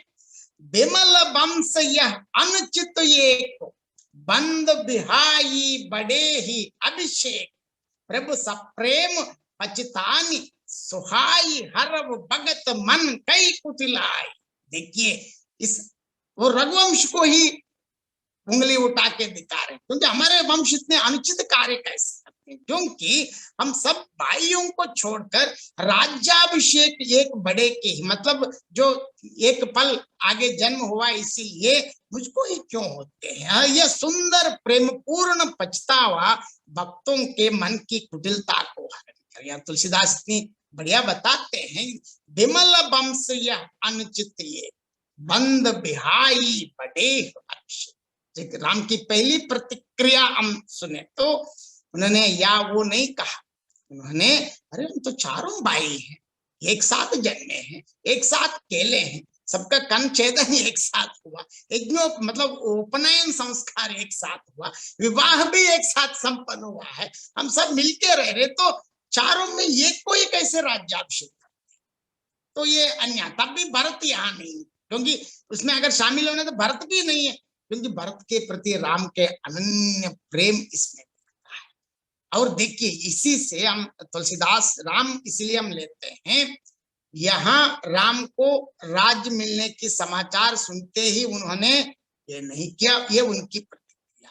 जैसे ही बाकी कथा हम सब जानते हैं, कैकेयी माँ सरस्वती ने ये किया, मंत्रा ये हम, इसके बाद राजा दशरथ ने बता दिया कि हे राम आप तो अभी 14 साल वनवास चल, तो तुरंत और हम इतने इतिहास पढ़ते हैं, जो राज्य ना देने वालों कितने लोग अपने पिता को मारा है, अपने भाइयों को मार के, पिता को मार के, सबको मार के, यूं मैं राजा बन के। आजकल ऐसे लोगों को हम बताते कि ये महान चक्रवर्ती लोग हैं हमारे इतिहास बहुत गड़बड़ वाले इतिहास है। तो इस प्रकार पिता को मार के, पिता को जेल में रखने वाले, पिता को मारने वाले, अपने भाइयों को मारने वाले, अपने सगे भाइयों को मार के राज्य लेके, राज्य करके, राज्याभिषेक करके, और ऐसे बताते कि ये लोग बहुत अच्छे राजा हैं। कैसे अच्छा राजा बन गए भगवान जी, इन पर मैं कमेंट नहीं करना चाहता। आप देखिए हमारे लिए राम आदर्श है। राम ने क्या कहा, पिता आप भैया आप वनवास जाओ, बोले तो अरे आप बूढ़े बन गए, जरा यहीं पे रहो, मैं बोल के उनको तुरंत अपनी सिक्योरिटी को बुला के राजा को बंदी नहीं बनाया। उन्होंने नमस्कार कहा, मुझे ऐसे आपने इतना सुंदर अवसर दिया, अब जंगल में जाके मुनियों से, ऋषियों से और लोगों से और ज्ञान हासिल करने के लिए मुझको एक अत्यंत सुअवसर प्रदान किया, इसके लिए मैं आपको शत शत वंदन करके, और जिनकी वजह से ये हुआ, सबसे पहले कैकेयी माँ के पास ही गया। वो तो शर्मिंदा, लेकिन मैंने आपकी वजह से मेरे लिए अच्छा ही हुआ, क्योंकि कथा अलग बात है, क्योंकि वशिष्ठ जी सब जानते हैं क्योंकि राम क्यों आए हैं वो अलग बात है, लेकिन राम के इस आचरण से हमें ये सीखना है। यहाँ दो चीज, हमको कोई चीज मिला, हम यूं वहां करके शोर मचाने की भी जरूरत नहीं है। अगर कोई किसी चीज से वंचित भी हो जाए तो आप ऐसे डिप्रेशन में भी जाए। जो भी आपको मिलता है उसको सुअवसर समझिए, जो भी हो जाता है हमारी अच्छाई के लिए, हमारी भलाई के लिए। यहाँ एक बार हाल ही मैंने कहीं पढ़ा, क्योंकि भगवान से कैसे प्रार्थना करें तो बताते हैं, भगवान मुझको ये दे दो वो दे दो नहीं पूछना, क्योंकि हम जो मांगते हैं बहुत बार गलत भी होता है, बहुत हानिकारक भी होता है। लेकिन भगवान से ये पूछना है, मेरी भलाई के लिए जो चाहिए वो आप खुद दे, क्योंकि उनको मालूम है हम किस किस को किस टाइम पे किसको सही देना है, भगवान जानते हैं। तो ये राम कथा से, श्री रामचरितमानस पे इसलिए हम बताते हैं कि यहाँ राम के दो उदाहरण मैंने इसलिए बता दिया। आजकल युवा पीढ़ी ने सबके लिए, किसी के लिए भी हम अपने, इवन ये पुरुष या स्त्री की बात नहीं, सब के लिए लागू है, क्योंकि ऐसे नियम हैं। अंत में राम के उत्तरकांड के एक उदाहरण से मैं क्योंकि हम सब जानते हैं, मतलब हमारे भारतीय सनातन धर्म की विशेषता मैं बताना चाहता हूँ। हम सब जानते हैं, वापस आ गए हैं, सीता माँ भी भूमि में अंतर्धान हो गए, और इसके बाद भी ऐसे मानते हैं कि 10,000 वर्षों तक राम ने राज्य किया। तो एक दिन यमधर्मराज लक्ष्मण मतलब अलग अपना वेश बदल के साधारण जन जैसे बन के आया और लक्ष्मण से कहा, भाई मुझे श्री राम जी से मिलना है, बाहर तो परमिशन लेना है, राजा के पास थोड़ी डायरेक्ट जा सकते। तो कहा, और जाने के पहले एक शर्त रखा, जब तक मैं अंदर रहता हूं कोई बाहर से नहीं आता, इंक्लूडिंग यू, आप भी अगर आए तो आपको प्राण दंड दिया जाता है। तो ठीक है बोल के अंदर जाने के बाद प्रभु के सामने यमधर्मराज प्रकट होते हैं और पूछते हैं, क्या बात है भाई, क्यों आए हैं, क्या बात है? तो बताते हैं, प्रभु मैं इसलिए आया हूं, आप श्री रामचंद्र जी का अवतार धारण करने के पहले आप आते वक्त यहाँ इस दुनिया मतलब इस पृथ्वी में राम के रूप में कितने वर्ष, कितने दिन, कितने घंटे और सेकंड्स तक आपने एक समय, निर्धारित समय आपने रखा। अब कल शाम तक ये समय होने जा रहा है। अगर साधारण लोग तो हमको तो थोड़े ही बताता है, हमारा समय होते ही वो अपने आप लेके जाना, उनको मालूम कैसे लेके जाना, कब लेके जाना, वो अलग बात है, क्योंकि वो राम तो सर्वम सहा चक्रवर्ती है। इसीलिए हे प्रभु, मैं आपका प्राण मैं ऐसा नहीं ले जा सकता हूँ, लेकिन कल शाम तक आपका हो। और ये बताते हुए यमधर्मराज और एक बात भी बताते हैं, प्रभु अगर आपको और कुछ दिन या कोई कितना भी समय अगर आप रहना चाहते हैं तो आप अपने समय को एक्सटेंड करने के लिए भी आपके पास परमिशन है, क्योंकि आप प्रभु हैं, मतलब आप एक्सटेंड करने की जो एग्जम्पशन और बढ़ाने के लिए आपके पास है समय, मतलब आपके पास ये चॉइस भी है। तो देखिए यहाँ राम का उत्तर में बहुत अच्छा लगता है, इस दुनिया, इस पृथ्वी में, मतलब इस विश्व में सबके लिए नियम समान है, मेरे लिए, क्योंकि हमारे भारतीय सनातन धर्म की विशेषता यह है कि इस समस्त सृष्टि के सृष्टि स्थिति लयकार श्रीमन नारायण भी ये कहते हैं, मेरे लिए भी कोई नियम का अपवाद नहीं।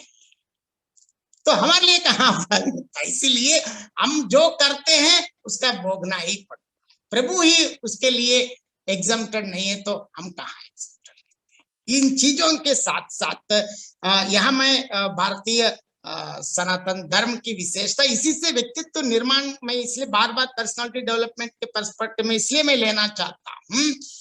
रामायण पढ़ना मतलब पुण्य के लिए पढ़ो या ना पढ़ो, दैट इज योर पर्सनल, लेकिन ध्यान से इन चीजों पे ध्यान दीजिए और ध्यान से पढ़िए। इसमें राम क्या कहना चाहते हैं, सीता माँ क्या कहना चाहते हैं, भरत क्या कहना चाहते हैं, दशरथ, हम बोलते हैं दशरथ ये भी बताया अगर एक से ज्यादा विवाह करे तो दशरथ जैसे मरना पड़ता है, ये तो सत्य है, क्योंकि किसी के भी काम अगर जो एक्स्ट्रा मैरिटल अफेयर्स आज भी, यह सिर्फ पुरुष के लिए नहीं, स्त्री और पुरुष दोनों के लिए समान है, दोनों जब अपनी पत्नी के अलावा जो भी करता है उसका फल एक ना एक दिन भोगना पड़ता है, इसमें कोई दो राय नहीं। रामायण हमारे लिए प्रमाण है। तो हमें कैसे रहना है, क्या करना है, क्या नहीं करना है, ये सब रामायण सिखाती है। और इसके साथ साथ मैं और एक उदाहरण भी लेना चाहता हूँ, शायद 5 मिनट में समाप्त करूंगा। सबसे पहले मैं अब इतने रामचरितमानस की बात कर ली है, तो रामचरितमानस के रचनाकार तुलसीदास के भी एक उदाहरण के माध्यम से हमें क्या करना है क्या नहीं करना, मैं हाल ही में कहीं मैंने पढ़ा था, इसके से मैं ले लिया। हम सब जानते हैं, क्योंकि आम तक लोग क्या सोचते हैं कि हमको कुछ नहीं मिला, मैं क्यों करूं, ये करूं वो करूं, मुझको तो ये नहीं। अरे कोई सुझाव, कोई सुविधा आपको नहीं देंगे, लेकिन आप क्या करना है, तुलसीदास के जीवन से ही मैं उदाहरण बताना। हम सब जानते हैं, तुलसीदास की बात करते हैं तो बचपन में ही माता पिता का निधन हुआ और मंदिर में कहीं ऐसे गुरु के पास बैठ के पढ़ते थे, और वहां कोई ठीक है एक लड़का है बोल के जो उनके हाथ में दे देता था वो खाता था और रहता। ऐसे ही 12 वर्ष जब हो गए हैं, ऐसे ही एक दिन ऐसे गली मतलब वीथी में जा रहे हैं, एक कोई साध्वी देखा है कि कोई ऐसा लड़का है, शायद 12 बजे का समय है, तो जा रहे हैं। देखिए यहाँ भी हमें ध्यान रखना है, भारतीय परंपरा है कि दोपहर में हम भोजन करने के पहले किसी भूखे को जरूर कुछ खिलाना, है ना, किसी भूखे को या मूक जीवियों को खिलाना। इसके लिए हमारे ऐसे लोग बोलते हैं कि इसमें जोक्स इतने बनाते हैं कि किसी हाल ही में मैंने किसी एक जोक बताया, क्योंकि भोजन करने के लिए किसी एक मूक जीव को खाना देना बहुत अच्छा है, इसीलिए मेरी पत्नी सब उनको खाने के पहले मैं उसको खाना खिलाती इस प्रकार जोक्स बनाना नहीं है यहाँ ऐसी बात नहीं है। क्या है, देखिए वो साध्वी ने क्या सोचा, 12 बजे का समय, भूख का खाने का वक्त है, तो लड़का जा रहे तो पूछा, क्या बेटा आप रोटी वोटी खाएंगे? तो देखिए वहां मैं ध्यान से यहाँ बताता हूँ, देखिए यहाँ इस वाक्य को ध्यान से सुनिए। इधर आ बेटा, तुझे भूख लगी है? 12 साल का वो बच्चा गर्दन हिलाता है, हाँ भूख तो लगी। माई ने सोचा इसे कुछ खिला दिया जाए। देखिए वो पूछती हैं, क्या बेटा मैं आपको गरम मतलब रोटी और दाल रोटी आपको खिलाऊं? देखिए यहाँ ध्यान से देखिए, मैं आपको रोटी सब्जी देना चाहती हूँ, क्या आप खाएंगे? तो हाँ बोल दिया। लेकिन उनके क्या किया, देखिए एक बढ़िया गरमा गरम फुली एकदम बढ़िया रोटी, 2-3 रोटी और बढ़िया दाल और सब्जी सब लाके उनके पास रख ली। और इस बीच में कुछ काम के लिए घर के अंदर गई, वो बाहर आई तो वो तुलसीदास एकदम चुपचाप बैठे हैं, रोटी नहीं खाई। तो वो ऐसे माई से पूछा, क्या बेटा क्यों नहीं खाई? तो बच्चे ने कहा, माई आपने कहा रोटी दाल सब्जी देने के लिए कही, तो कहाँ है इसका? देखिए उनके सामने गर्मा गर्म फूली रोटी सब्जी दाल है, इसके बावजूद भी उन्होंने पूछा, माँ आपने कही कि रोटी देने की बात कही, तो रोटी कहाँ है? क्योंकि इससे ये पता चलता है 12 वर्ष के उम्र तक उन्होंने गर्मा गर्म फूली पूर्ण रोटी मतलब फुल रोटी उनके नसीब में नहीं। इतने गरीब हैं, कभी कोई रोटी का टुकड़ा ये है वो है मिले, मतलब अभी तक गर्मा गर्म फूली रोटी और दाल सब्जी उनके नसीब में आई ही नहीं। लेकिन हमारे फिल्मों में क्या होता है, बचपन में कुछ नहीं है, तुरंत एक किसी पर पत्थर फेंकता है और रील खत्म करे तो 15 साल के बाद बेंगलुरु के डॉन या क्या मुंबई के डॉन बन के पूरा इंटरनेशनल डॉन बन के ऐसे वाक्य सिखाते हैं कि डॉन को पकड़ना मुश्किल नहीं नामुमकिन है, बोले तो हम इसको तालियां बजाते करोड़ों रुपए देते हैं। इस प्रकार की एक षड्यंत्र है कि भारत के खिलाफ करने का। तो यहाँ देखिए अगर ऐसा तो तुलसीदास तो डॉन बनना चाहिए, है ना, लेकिन तुलसीदास ने क्या किया, हमारे संपूर्ण जीवन को तरने वाले महान रामचरितमानस हमको दे दिया। तो इससे ये पता चलता है कि हमारे लिए क्या हुआ नहीं, हमारी ओर से इस समाज को क्या देना है, हमारी ओर से what is our contribution to society. लेकिन दान बनना कोई बड़ी बात नहीं है। ऐसे फिल्म क्या क्या देखते हैं, हर दिन ऐसे फिल्म देखते रहते हैं, वो फिल्म KGF क्या EF सब वही दिखाते, मतलब पत्थर फेंको और ये करो वो करो, कुछ दिन के बाद फटाफट राइफल और क्या क्या चलाते हैं और 15 साल के बाद इतना बड़ा डॉन बन जाते हैं, 100 गाड़ियां घूमती रहती है। ये कोई हमारे लिए आदर्श नहीं है ना, पकड़ना मुश्किल नहीं नामुमकिन है, मतलब ये कोई इस प्रकार के उदाहरण भारत को देके हमारे भारतीय सनातन धर्म को खराब करते हैं, वो गलत चीज है। लेकिन यहाँ मैं इसलिए अंत में ही मैं तुलसीदास का उदाहरण इसलिए मैं लिया हूँ क्योंकि रामचरितमानस से राम से इतना लिया, तो एक तुलसी रामचरितमानस के जो रचनाकार हैं तुलसीदास के जीवन से ही यह उदाहरण से मैं ये कहना चाहता हूँ कि हमारे व्यक्तित्व निर्माण हमें कहीं जाने की जरूरत नहीं, हमारे पर्सनालिटी डेवलपमेंट के लिए हमें दूर जाने की जरूरत नहीं, भागने की जरूरत नहीं, कोई काउंसलिंग की जरूरत नहीं, हमें हजारों रुपये लाखों रुपये देके और अनेक अनावश्यक गोलियां लेने के लिए कोई जरूरत नहीं। हमारे पास जो श्री रामचरितमानस या रामायण, मतलब कहीं भी श्री रामचरितमानस ही नहीं, अपनी सभी भाषाओं में रामायण है, महाभारत, गीता है। तो ये सब हमारे लिए काव्य नहीं, ये हमारे इतिहास ग्रंथ और शास्त्र है। इसीलिए इन शास्त्रों का हम अध्ययन करें। इस दृष्टि से हम, क्योंकि भगवान मानने वाले मानते, मैं भी मानता हूँ, दैट इज माय पर्सनल, मैं ऐसा नहीं कहता, लेकिन भगवान के रूप में मानो या ना मानो, लेकिन इससे मैं इसको अगर ध्यान से करे तो अपने सारी मानसिक दबाव, सबसे पहले मानसिक दबाव पूरा कर, स्ट्रेस का दबाव, एकदम आप स्वस्थ रहते हैं। जैसे हम बोलते हैं, जब हमेशा टीचर पढ़ाते हैं, जो स्वस्थ मन है तो उसमें, और स्वस्थ शरीर और स्वस्थ मन और स्वस्थ विचार, एवरीथिंग पॉजिटिव, पॉजिटिव ही पॉजिटिव हो जाते हैं। जिस प्रकार हम पॉजिटिव वे में आ जाते हैं तो हमारी इन सब से और एक फायदा की, जब हम इस प्रकार प्रसन्न हो जाते, खुश हो जाते हैं, व्हाइट ब्लड सेल्स की वृद्धि 1000 टाइम्स बढ़ जाती है, मतलब इसका इम्यूनिटी बढ़ जाती है। आजकल इम्यूनिटी बूस्टर क्या क्या दुनिया, वो नहीं, ये वास्तव में ओरिजिनल इम्यूनिटी बूस्टर ये है। ये इम्यूनिटी बूस्टर मिले तो कोरोना नहीं, कुछ नहीं, कोई कुछ नहीं कर पाएगा। इसीलिए ये हमारे लिए इम्यूनिटी बूस्टर के लिए हम लाखों रुपए खर्च करने की जरूरत नहीं, हमारे पास सब चीजें, जो कैसे रहना है, क्या खाना है, क्या नहीं खाना है, सारी चीज हमारे पास है। इनका पालन करें। और मैं जो जानता हूं, कुछ चीज आपके साथ साझा करने के लिए मुझको यह अवसर दिया। इसके लिए मैं सिंधी कॉलेज के सारे प्राचार्य और उपप्राचार्य और खासकर विभाग अध्यक्ष डॉक्टर रंजना पिल्लाई जी को भी मैं विशेष धन्यवाद अदा करता हूं। अगर मैं जो जानता, मैं ये नहीं कहता मैंने जो कहा वही सत्य है, आप खुद पढ़ो और भी चीज हो सकता है, क्योंकि जैसे पढ़ते पढ़ते और भी चीज पता चलते हैं। कोई सत्य शाश्वत नहीं है, समय के साथ सत्य में भी परिवर्तित होते हैं। तो इस परिवर्तन के साथ हम चले। हम इस भारतीय सनातन धर्म के हम सारे अनुयायी होने के कारण हमारे पास ही सब चीज, हमें किसी के पीछे पड़ने की जरूरत नहीं है। तो इसमें जो 4-5 चीज मैंने जो अध्ययन किया, इसके लिए आप मेरा YouTube चैनल है professor S Narayan Raju YouTube channel में हिंदी भाषा और साहित्य से संबंधित बहुत विषय देख सकते हैं। पूरा सुंदरकांड अवेलेबल है, 61 वीडियोस सुंदरकांड पर उपलब्ध है। और अयोध्या कांड भी कुछ किया हूँ और उत्तरकांड भी किया, अभी बालकांड शुरू किया हूँ। और ऐसे धीरे धीरे भगवान की कृपा हो तो आगे और भी जितना हो सके मैं अपनी ओर से मैं करने के लिए प्रयासरत हूँ। और आप सबका आशीर्वाद चाहिए, आप सबकी शुभकामनाएं चाहिए।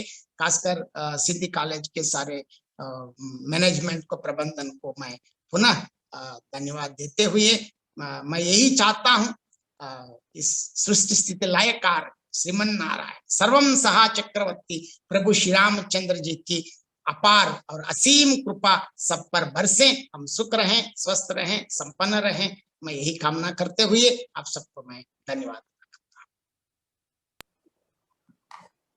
धन्यवाद सर।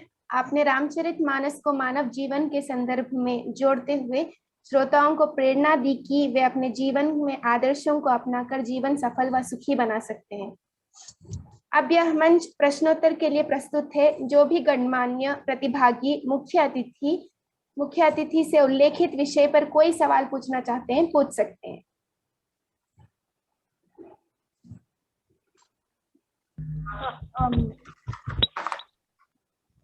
हाँ जी, मैं भी कोशिश करता हूं उत्तर देने की।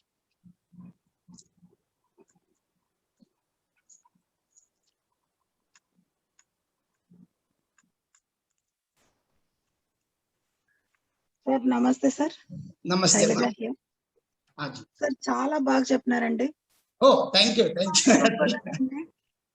సార్, తెలుగు వాడు గొప్పదనాన్ని మనం తెలుగు వాళ్ళు కాకపోతే ఇండియన్స్ కానీ ఇంత బాగా చెప్పిండే మనిషిని ఫస్ట్ టైం నేను చూస్తున్నానండి. చాలా అద్భుతంగా చెప్పినారు సార్, దానిలో డౌటే లేదు.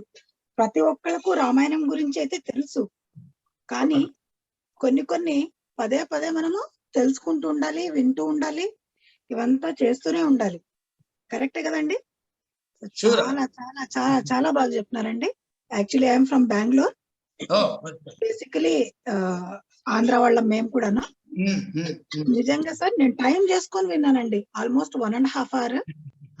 చాలా చాలా చాలా అద్భుతంగా చెప్తున్నారండి. ఫస్ట్ ఈ ప్రొఫెషనల్ కోర్సెస్ చేస్తుంటారు చూడండి సార్, వాళ్లకు ఒక ప్రోగ్రామ్ చేస్తే ఇలాంటిది ఏదన్నా ప్రాబబ్లీ ఈవెన్ చిల్డ్రన్ మే లర్న్ మెనీ థింగ్స్.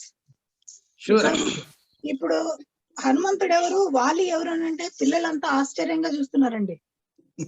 వాలి ఎవరంటే ఆశ్చర్యంగా చూడటం ఏంటండి, మన కర్మ కాకపోతేను. यहाँ मैं एक बात बता देता हूँ, हमारे ऐसे आजकल हैं स्पाइडरमैन को तो अगर यहाँ से वहां तक लांगना है तो उनको एक थ्रेड चाहिए, धागा चाहिए, Exactly. लेकिन हमारे हनुमान जी को तो कुछ भी जरूरत नहीं है. Exactly. Sir, behalf of all of us, really I have enjoyed, I have learned something. Really very thanks to you. I'm very thankful to you, sir. Once the moment I'll come to Chennai, definitely I'll meet you, sir. हाँ, मैं चेन्नई में नहीं हूँ, मैं तो चेन्नई से और भी दूर है Thiruvarur, Saint Louis of Okay. Tamil Nadu में हूँ. Okay. कभी मिलेंगे. अब तो दुनिया तो हमें हमेशा घूम, इवन सिंधी कॉलेज में भी मैं एक बार आया तो मैं बेंगलुरु आता, बेंगलुरु में एक बार लता जी भी मुझको आमंत्रित किया, बार बुलाते रहते, मैं आता हूँ जरूर. हम मिलेंगे. Definitely, sir. Definitely. सर नमस्ते। सर नमस्कार। सर नमस्ते हाँ जी, सर, मैं नमस्ते. अच्छा पहले प्रोफेसर सुभानी बात कर रहा हूँ बेंगलोर से। सर आपका व्याख्यान तो बहुत बढ़िया रहा सर, बहुत अच्छा लगा हम सबको। सारे शिक्षकगण, छात्रगण सभी बहुत अच्छा विषय पर आपने वक्तव्य रखा, तो बहुत बहुत धन्यवाद है सर आपका। धन्यवाद सर। सर नमस्कार। नमस्कार। हाँ जी, नमस्ते. मैं थोड़ा जिज्ञासा बस हनुमान जी पर कुछ शोध कर रहा हूँ। हाँ, गुड गुड गुड. तो मेरी डॉक्टर मैथिली राव से बात हुई थी, उन्होंने हाँ. मुझे आपका चैनल का वो दिया था लिंक। अच्छा. उन्होंने बताया कि आपने बहुत काम किया है और बहुत अच्छा काम किया है, तो वो मैंने चैनल सुना भी था। अभी पिछले दिनों नरेंद्र कोहली जी गुजर गए। हाँ हाँ, मैं जानता हूँ. नरेंद्र कोहली जी के बारे में बहुत सुना था, मैंने पढ़ा नहीं था कभी। अच्छा. मैं नियमित रूप से रामचरितमानस पढ़ने की कोशिश करता हूँ, कम से कम संडे को जरूर। लेकिन इसी दौरान मुझे नरेंद्र कोहली जी को पढ़ने का मौका मिला, तो उन्होंने जो रामायण के बारे में उसको जमीन से जोड़ने की कोशिश की है, उसके बाद मैं अभी रामायण पढ़ने की कोशिश करता हूँ, तो मुझे रामायण में रामचरितमानस अतिशयोक्ति लगती है। वास्तव में जो नरेंद्र कोहली जी ने काम किया है रामायण पर, मैं सोच भी नहीं सकता। नहीं, देखिए आपने नरेंद्र कोहली का नाम लिया. अब नरेंद्र कोहली का आप युद्ध 1-2 में आप पढ़ते हैं, वहां जहाँ किष्किंध का और वहां के बंदरों का भवन निर्माण के जो मजदूर के रूप में दिखाते हैं, वास्तव में वो किष्किंध मतलब वो ये बताते हैं, ये सब गांवों से आके शहरों में मंदिर निर्माण करते हैं, मतलब भवन निर्माण करते हैं, लेकिन इतने लोगों को रहने के लिए भवन निर्माण करते हैं, लेकिन उनके लिए भवन नहीं रहता. उनके लिए भवन नहीं। हाँ, लेकिन ये सब वास्तव में कोहली जी वो रामायण तो आज इसके लिए बेस है, लेकिन उनकी मूल विशेषता है कि आधुनिक समस्याओं को उन्होंने रामायण के माध्यम से जमीन से जोड़ने की कोशिश की है उन्होंने। बिल्कुल. नमस्कार नारायण सर। हाँ जी, नमस्ते. नारायण जी नमस्कार। नमस्ते. अरे मैडम नमस्ते. नमस्ते. नमस्ते। और मेरी सारी शुभकामनाएं सिंधी कॉलेज को है। सादर नमन है नारायण जी आपका, और बहुत सुंदर आपका व्याख्यान रहा। आपकी बात पर मुझे तुलसी की रचना की कुछ 2 पंक्तियां जो याद आई, शायद वो जहां हमको अपना काम सही तरीके से करना चाहिए। सचिव वैद्य गुरु 3 जो प्रिय, सचिव वैद्य गुरु 3 जो प्रिय, बोल की भय आश, राज धर्म तन 3 कर, होई बेगही नाश। Very good. ये जो पंक्तियां हैं तुलसी जी की, वास्तव में हम अपना काम भूल जाते हैं। इन 2 पंक्तियों में अर्थ है कि सचिव को अपना काम अगर वो नहीं करता या झूठ बोलता है तो वो देश को बर्बाद कर देगा। यदि वैद्य अपना काम ठीक से नहीं करता है या झूठ बोलता है तो वो तन का नाश कर देगा। और अंतिम, क्योंकि हम सभी शिक्षक हैं, यदि गुरु ज्ञान के संदर्भ में झूठ बोलता है या ठीक से नहीं करता है तो वो ज्ञान का नाश कर देगा। तो ये बहुत सुंदर आपकी ओर से ये संदेश हमारे लिए रहा कि हम अपने विद्यार्थियों को क्या दे जाएंगे, अपने उसी ज्ञान के साथ हम उनको दे जाएंगे। तो आपका बहुत साधुवाद है नारायण जी, आपने बहुत ही सुंदर तरीके से आज के संदर्भ में प्रासंगिकता क्या है रामचरितमानस की उसको बताया। साथ ही साथ बहुत ही सरल शब्दों में, शायद विद्यार्थी भी इसको देख रहे हैं तो आज के परिप्रेक्ष्य में उसको कुछ अंग्रेजी शब्दों का प्रभाव और विद्यार्थियों तक वो बात जरूर पहुंची होगी, जहां डॉन का जिक्र भी था। तो इन सभी के लिए मैं वास्तव में आपकी कला से तो मैं परिचित हूँ ही, आप बहुत सुंदर तरीके से अपने व्याख्यान रखते हैं और उसी संदर्भ में ये रामचरितमानस को इतना साधारणीकरण बनाकर कहना, तो बहुत साधुवाद है आपको। और रंजना जी को भी साधुवाद है कि उन्होंने इतना अच्छा विषय जो चुना है। शायद पहली नजर में ये लगा होगा कि रामचरितमानस क्यों, लेकिन वास्तव में आज के परिप्रेक्ष्य में, आज के पग पग पर जो हम इसको सुन रहे हैं, उसी के लिए आपने बहुत सुंदर तरीके से इसको समझाया है। तो ये कोई प्रश्न नहीं था मेरा, आपसे प्रश्न नहीं कर सकते हैं हम, आप भंडार हैं उसके, लेकिन आपके ज्ञान को जरूर हम आत्मसात करें और यही मेरा आपसे साधुवाद है। बहुत बहुत धन्यवाद, बहुत आभार आपका। थैंक यू मैडम, आपका आशीर्वाद है, प्रभु का आशीर्वाद। बिल्कुल। हेलो, प्रणाम सर। हाँ जी सर, मेरा नाम डॉक्टर एम अब्दुल रज़ाक है, मैं कृष्ण जयंती कॉलेज से हूँ। आपका जो व्याख्यान बहुत बढ़िया हुआ सर, सुन रहा था मैं। मतलब मेरी एक जिज्ञासा है, जैसे कि मैं रामचरितमानस की जो उत्तराखंड में एक पंक्ति मुझे लगी, एक उसकी थोड़ा जिज्ञासा, मतलब उसका अर्थ की जिज्ञासा के लिए मेरा सवाल नहीं, एक अंदर एक जिज्ञासा है, उसीलिए मैं आपको पूछ रहा हूँ सर। एक जगह तुलसीदास ने लिखा है सर, आप इससे वाकिफ होंगे। हेलो, हाँ जी मैं सुन रहा हूँ, मैं कोशिश कर सर, उन्होंने लिखा, मांगी की खाइबो मस्जिद में सोइबो। और ये पंक्ति का थोड़ा मुझे कुछ इसका थोड़ा एक्सप्लेनेशन मुझे थोड़ा देंगे तो अच्छा है सर। मुझे थोड़ा देख के बताना पड़ता है, आप अपना नंबर दीजिए, बाद में फोन कर सकते हैं तो मैं चेक रेफर करके मैं बता दूंगा। अच्छा, ठीक है सर, ऐसा कुछ नहीं सर, मुझे कुछ रंजना से लेकर मेरा नंबर लीजिए, नहीं तो मेरे चैनल में भी देख सकते हैं आप। मुझे थोड़ा आज थोड़ा व्यस्त हूँ, कल तक मैं जरूर एक बार चेक, वो पद भी भेज दीजिए, मैं चेक करके मैं जरूर उसका पूरा मैं पढ़ के आपको अर्थ बताऊंगा। जी सर, ओके सर। हाँ जी, शुक्रिया सर। हेलो, हाँ जी बताइए। जी मैं डॉक्टर सुप्रिया, आप मुझे सुन पा रहे हैं? हाँ जी मैं सुन रहा हूँ, बताइए। अभी जो हमसे पूर्ववर्ती रजाक सर ने जो प्रश्न पूछा है, दरअसल मेरा भी संबंध तुलसीदास के ही साहित्य पर है। तो ये सर कवितावली से लिया गया है। मैं चूंकि मुझे है इसलिए मैं बताना चाहती हूँ, ये कवितावली का पद है और कवितावली में तुलसीदास जी ने अपने जीवन के संबंधित अनुभवों को बताया है। तो उसमें कि जब वो बाल्यकाल में, मतलब उनके माता पिता से वो मतलब अलग हो गए थे, मतलब उनके पिता ने उन्हें छोड़ दिया था, तो वो मतलब वो मांग के खाते थे। वो किस तरह से उन्होंने अपना जीवन बिताया, तो वो कहते हैं कि मैं मांग करके खाता था और मैं मस्जिद में भी सोया। तो ये तुलसीदास जी ने कवितावली में अपने जीवन का वर्णन और कलयुग का पूरा वर्णन कवितावली में किया गया है। जो किया है ये उस संदर्भ में ये प्रसंग आया है। ठीक है, इसमें हमारे लिए क्या आपत्ति है, क्योंकि अगर तुलसीदास जी खुद बैठे तो वहां सोए, तो इसमें हमें देखिए, तुलसीदास जैसे समन्वयवादी कोई आई ही नहीं। उन्होंने सारी चीजों को कभी किसी की निंदा ही नहीं, क्योंकि तुलसीदास की विशेषता ये है कि किसी की, क्योंकि मैं भी यही बताता हूँ, देखिए हम कोई किसी धर्म से हमको कोई आपत्ति नहीं, भारतीय सनातन धर्म इतनी विशिष्ट धर्म है।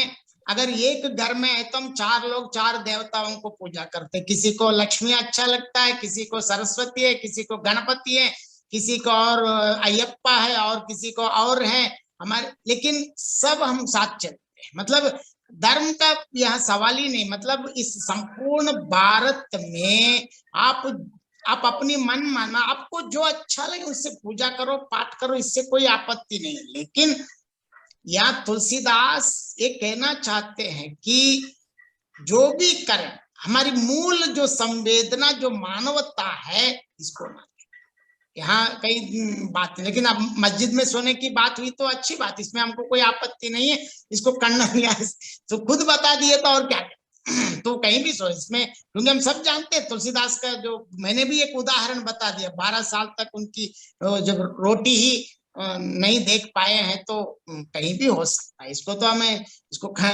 स्वीकार करें, इसमें कोई आपत्ति नहीं। सर जी नमस्ते। हाँ जी नमस्ते। मैं शर्मिला क्राइस्ट एकेडमी से। तुलसीदास जी के जो एक भाई थे जिनका नाम था नाबादास जी सर, तो उनकी जो उनका झुकाव था वो कृष्ण भक्ति की ओर थे और ये राम के भक्त थे। तो आज जब हमारी बात हो रही है कि उनकी प्रेरणा, तो ये एक प्रसंग मैंने पढ़ा था कि नाबादास कृष्ण भक्त और तुलसीदास जो है वो राम भक्त हैं। तो उनको ऐसा क्या दृष्टांत हुआ कि उन्होंने, भगवान राम ने उनको कृष्ण के रूप में दर्शन दिए और कृष्ण ने राम के रूप में, मतलब धनुष लेकर के इनको दर्शन दिए। तो सर ये स्पष्ट नहीं हूं मैं इसके बारे में। देखिए इस प्रकार की जो दंत कथाएं बहुत चलती है ना, खुद तुलसी के तो कृष्ण गीतावली आई ही, लेकिन यहाँ मैं हमेशा विद्यार्थियों को 2 मिनट लेता हूँ। यहाँ हमेशा मैं विद्यार्थियों को, जब भी मैं राम भक्ति विषय का, कृष्ण भक्ति विषय का पढ़ाते वक्त कोई एक लोक कथा से उदाहरण लेके मैं बता देता हूँ। क्यों, कुछ लोग राम की ओर जाते हैं, कुछ लोग कृष्ण की, लेकिन दोनों तो नारायण के ही अवतार हैं। लेकिन यहाँ 2 उदाहरण से मैं आपको समझाना चाहता हूँ, क्योंकि वहां वो बात कुछ नहीं, लेकिन राम भक्ति शेखा में क्यों, कृष्ण भक्ति शेखा हम सब जानते हैं राम कैसे हैं, कृष्ण कैसे हैं। कृष्ण जगन्नाटक सूत्रधार, उनसे पूछते वक्त बहुत सतर्क है। क्यों, यशोदा और देवकी, इन दोनों ने अपने पूर्व जन्म में तपस्या, दोनों की इच्छा एक है, कृष्ण को अपने गोद से जन्म देना और कृष्ण की बाल लीलाओं को पूर्ण अनुभव करना, है ना। यहाँ ध्यान से देखिए, देवकी की भी, दोनों की इच्छा एक है, लेकिन देवकी मांगते वक्त क्या कहा, मेरी गोद से ही जन्म ले। मतलब जिनके गोद से जन्म लेते तो उस बच्चे को कौन पाल पोस करेंगे, मैं ही खुद करूं बोल के, ये इस प्रकार अंडरस्टूड करके उन्होंने, देखिए यहाँ वाक्यों पर ध्यान रखना, मेरी गोद से जन्म लेना है, क्योंकि उनकी इच्छा गोद से जन्म लेना और बचपन में पाल पोस करना। यशोदा की भी सेम, लेकिन यशोदा ने क्या मांग लिया, आपका पूरा बाल्य लीलाओं को मेरे हाथ से और करके मैं देखना। मतलब किसको देख पाते हैं, जिनके गोद से जन्म लेते हैं उसी को देख सकते हैं। इस प्रकार समझ के यशोदा, कृष्ण तो बहुत जगन्नाटक सूत्रधार, 2 बार क्यों जन्म लेंगे वो तो जानते हैं, इसीलिए एक ही बार जिनके गोद से जन्म लिया तुरंत यशोदा के पास पहुंच गए और पूरा बचपन, इसीलिए कृष्ण से मांगते वक्त बहुत सतर्क। कृष्ण जल्दी आ जाते हैं, आप जो मांगते वही देते हैं, इसीलिए मांगते वक्त आप, इसका अर्थ ये हो सकता है, ये अंडरस्टूड है, कृष्ण क्यों समझेंगे, उनके पास कोई काम नहीं है क्या हमारे लिए। इसीलिए आप मांगते वक्त बहुत सतर्क रहें और जल्दी जो चाहे मिलता है तो वो सब कृष्ण की ओर आए। और राम भक्ति कैसे रहता है, एक उदाहरण में बता, जब पूरा रावण को मारने के बाद पुष्पक विमान की पूरा मेंटेनेंस चल रहा है, क्योंकि बहुत दिन पड़ा हुआ है, अभी टेक ऑफ के लिए कुछ मेंटेनेंस वर्क चल रहा है। एक शाम को राम बैठे हैं लंका में, सभी लोग राक्षस बंदर सब आके, क्योंकि भगवान बहुत प्रसन्न है, सीता माँ के साथ बस बैठे हैं तो बहुत प्रसन्न है, तो जो मांग रहे हैं सबको तथास्तु बोले। इसी क्रम में हनुमान जी भी पहुंचे। हनुमान जी आते, हनुमान जी ने कुछ मांगा भी नहीं, लेकिन राम ने कहा, हे हनुमान, मैं आज से कभी भी आपको कोई सहायता नहीं करूंगा। तो हनुमान जी को बुरा लगा, क्या राम जी आप इतना डिप्लोमेटिक भी नहीं है, कम से कम ना भी करो, लेकिन ना करूंगा बोल के कैसे बोलते हैं, तो इतना आप डिप्लोमेटिक भी नहीं जानते कैसे होते हैं। तो राम एकदम हंस के बताया, हे हनुमान एक बता दो, अगर आपको मेरी सहायता कब पड़ती है, तो अगर आप तकलीफ में हो, कष्ट में हो, मैं सहायता नहीं करूंगा, मतलब आपको जीवन में कभी भी कष्ट नाम तक सुनने के लिए अवसर नहीं मिलेगा। ये है राम। राम जल्दी प्रसन्न नहीं होते हैं, हो जाए तो हनुमान जी से हम बन जाते हैं। तो इसीलिए जिनके पास पूरा सब्र करने की स्थिति है और अंत में भी हो हम भगवान को, वो सब राम भक्त बन गए, बाकी लोग कृष्ण। ये तो मैं बच्चों को समझाने के लिए उदाहरण बता देता हूँ, क्योंकि राम भक्त से का कृष्ण भक्त से का में क्यों बदल गए, मतलब लोग है ना, सभी तो एक ही अवतार के हैं, लेकिन इसलिए कुछ लोग राम भक्त हैं, अभी भी हैं, कुछ लोग राम को मानने वाले, किसी को मानने वाले, तो है ही। तो ये तो बच्चों को समझाने के लिए मैं ये उदाहरण किसी एक लोक कथा में पढ़ा था, मैं ये उदाहरण, ठीक है जी। और जहाँ तुलसीदास और नाभादास की बात है, वो हम ये दंत कथाएं बहुत प्रचलित है, इन पर हमें माता पच्ची करने की जरूरत नहीं। जो अच्छा है ले लो, जो नहीं है उसको उस पर ज्यादा चर्चा मत करना, लेकिन उनकी जो पदों में क्या लिखा है, मतलब इसके द्वारा हमारे लिए जो लेना है वो लेना। अनावश्यक चीज बहुत रहता है तो लेने की कोई। हाँ जी, धन्यवाद सर। Thank you. नमस्ते। नमस्ते माँ। मैं Jyoti Kuntakar, Krishna College of Commerce and Management, Chamarajpet, Bangalore से सर। हाँ जी, हाँ जी। मुझे बहुत खुशी हो रही है कि आपको मैं पहली बार सुन रही थी। मुझे बहुत अच्छा लगा सर, ऐसा लगा कि आपका आशीर्वाद मिला। लता मैम जी है यहाँ पे, मुझे बहुत अच्छा लगता है जब भी वो बात करती है। आज तो मैं देख रही हूँ 2 बार, अभी कल 2 दिन पहले भी देख रही थी, आज भी देख रही हूँ। मुझे बहुत अच्छा लगा, ऐसा लग रहा है सभी का आशीर्वाद मुझे मिला सर। Thank you. मैं चाहूंगी कि ऐसा मौका बार बार मुझे मिले ताकि मैं आप लोगों को बार बार सुनती रहूं। Thank you sir. मेरा आप चाहे तो मेरा YouTube चैनल में, हाँ, मैंने सब्सक्राइब कर दिया है सर, मैंने सब्सक्राइब कर दिया है। Thank you sir.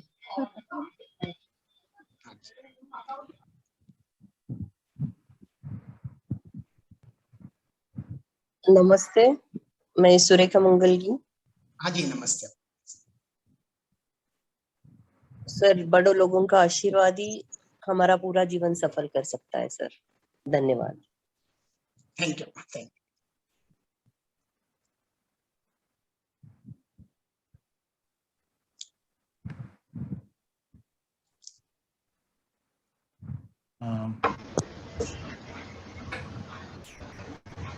नमस्कार सर। सर मैं गंगाधर। अरे गंगाधर बताइए। कैसे सर? मैं ठीक हूँ, बताइए। ओके सर, बहुत अच्छा लगा सर आज का व्याख्यान। वैसे तो हम लोग आपके क्लास में सुनते ही हैं, तमिलनाडु विश्वविद्यालय में शोधार्थी था, अभी भी हूँ। तो पीएचडी की जो हमारी कोर्स वर्क के दौरान, जो कोर्स वर्क के अलावा हम लोग आधा घंटा तो कम से कम रामचरितमानस, रामायण पर हम चर्चा करते थे। उसके अलावा आज लंबे समय बाद आपको सुनने का मौका मिला, अच्छा लगा सर। मेरा एक सवाल ये था कि रामचरितमानस को के अलावा रामायण में भगवान राम जो है लक्ष्मण को मृत्युदंड देते हैं। ये जो सवाल था मुझे अभी तक समझ में नहीं आया कि आखिर क्यों अपने भाई को वो मृत्युदंड देते हैं। इसके संबंध में अगर कुछ जानकारी हो तो सर आप बता सकते हैं। किस संदर्भ में, मतलब एंड वाला तो अलग है, वो अवतार समाप्ति के बाद अलग बात, ये बीच में कहाँ है? ये अंतिम समय में ही है सर। हाँ वही है, मृत्युदंड नहीं है वह तो। देखिए यहाँ मैंने अभी भी जिक्र किया, वास्तव में यमधर्मराज ने शर्त रख के गया, क्योंकि अगर मैं रहते वक्त कोई अंदर आए तो आपका मृत्युदंड दिया जाएगा। इसी बीच में दुर्वास मुनि भी आते हैं, वो क्या कहता है, अगर मुझको अंदर जाने नहीं देता है तो आपके सारे वंश नाश हो जाएंगे। तब लक्ष्मण सोचता है अगर मैं अपने मृत्युदंड के लिए डर के बैठे तो मेरे संपूर्ण वंश नाश हो जाए, इसीलिए मेरे संपूर्ण वंश के बदले में मैं खुद मारो बोल के, क्योंकि अंदर तो शर्त है इसीलिए अंदर जाता है। लेकिन वो मृत्युदंड नहीं है, अवतार समाप्ति है, क्योंकि पहले लक्ष्मण जाना है। क्यों? वैकुंठ में श्रीमन नारायण के जो वो कौन है, आदिशेष है, उन्हीं के ऊपर सोना है, मतलब बैठना है, इसीलिए पहले लक्ष्मण जाते हैं और इसके बाद राम अगर ये सब सुनते सुनते ही तत्कालीन समय में अयोध्या के वासी 10,000, तो 10,000 के सभी लोग, क्योंकि अब राम नहीं है तो हम कहाँ रहेंगे, हम भी आपके साथ आएंगे बोल के सरयू नदी के सामने आ गए। तो राम तो कह रहे हैं तो गड़बड़ होने वाले। तब ब्रह्मा से पूछा, क्या भाई ये भी आना है, इनको भी लेके आओ। तो ब्रह्मा तो आदेश दिए। तो क्या कहता है, सर ठीक है लेकिन थोड़ा मुझको समय दीजिए, क्योंकि अभी जो फ्लाइट बुक किया आपके लिए है, लेकिन उनको भी अभी मैं फ्लाइट अरेंज करूंगा, लेकिन उनके लिए नॉन स्टॉप फ्लाइट नहीं मिलेगा, उनको कुछ अन्य लोगों के साथ साथ करके वैकुंठ तक पहुंचाने के लिए थोड़ा कनेक्टिंग फ्लाइट में देरी है, वो सारे फ्लाइट में अरेंज करूंगा बोल के इनको पहले भेज दिया। बाद में संपूर्ण अयोध्या वासी सरयू नदी में जाके अपना प्राण मतलब अपने ये करके आनंद लोक तक धीरे धीरे सब पहुंच गए। तो इसलिए वो मृत्यु दंड नहीं है, लक्ष्मण की अवतार समाप्ति है। जी जी धन्यवाद सर, मुझे तो वो मृत्युदंड ही लग रहा था सर, मैं अब तक वही समझ बैठा। वो अवतार समाप्ति है। ओके धन्यवाद सर। नमस्ते, this is Bhargav. Sir, if we look into Ramayana, we see that, I mean, whatever we know, it has been passed on by our ancestors, right?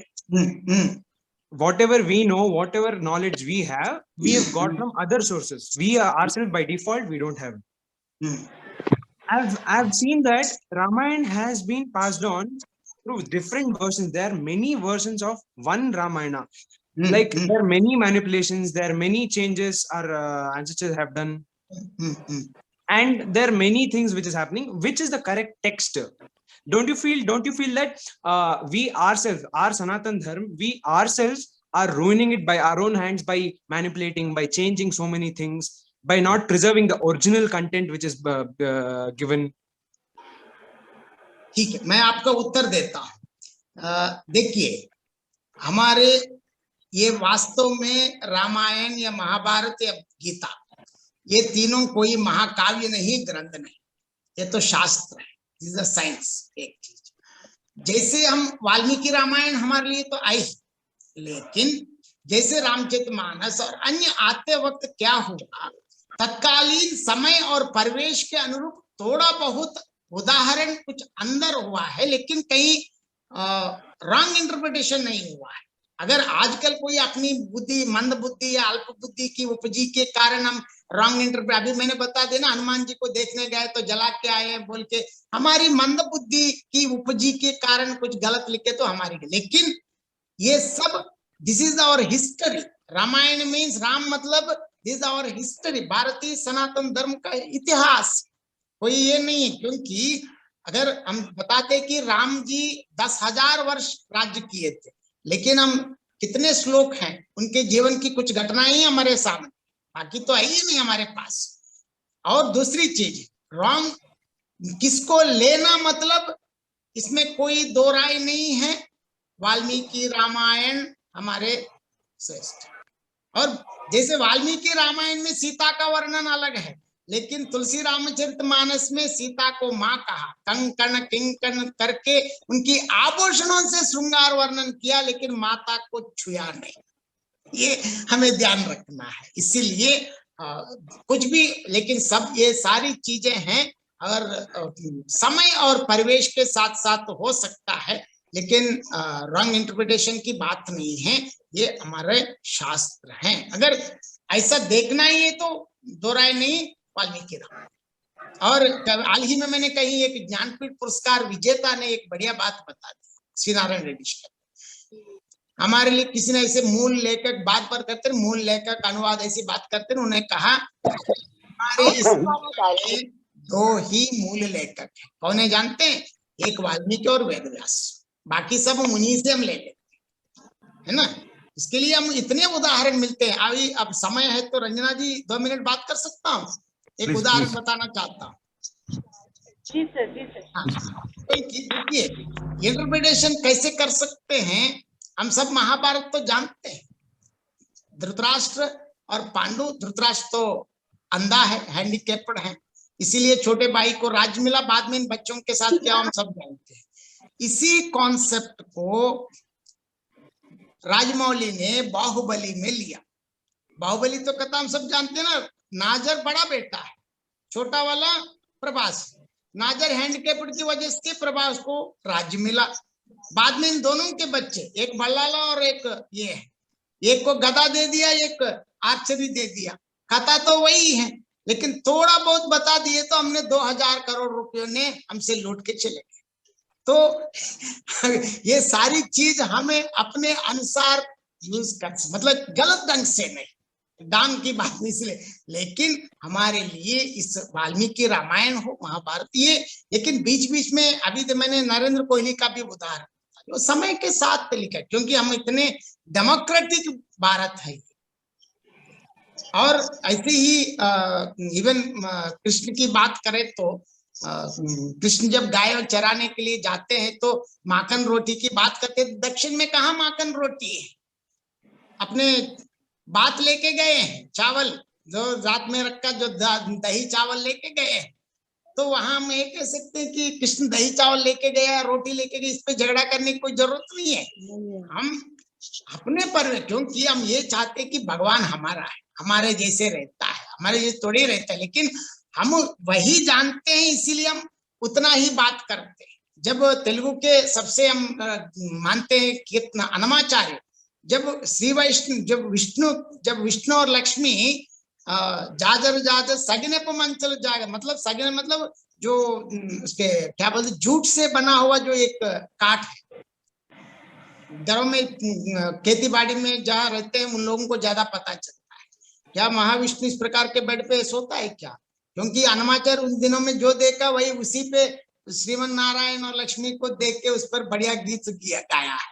तो ये छोटी मोटी वो चलता रहता है, क्यों समय और परिवेश के साथ ये सब चलता रहता है। क्योंकि राम कैसे गए इस पर नहीं, हमारा मूल ये है राम की कथा, राम किस प्रकार आदर्श जीवन दिखाया। क्योंकि इससे हमें राम जैसे रहने की कोई जरूरत नहीं, लेकिन राम किस प्रकार चलाया, क्योंकि अपने कार्य कैसे किया, किस प्रकार एक राजा के नाते, भाई के नाते, पति के नाते, किस प्रकार बेटे के नाते, ये सब सीता माँ, इसीलिए हम सीता को माँ ही कहते हैं, क्योंकि हम सीता माँ से हम बहुत चीज सीख सकते हैं। हम ऐसा नहीं है कि ये, तो यहाँ आपका जो मूल प्रश्न ये है कि इंटरप्रिटेशंस बहुत हो गए, इसमें क्या लेना है, तो इसका एक ही उत्तर है वाल्मीकि रामायण।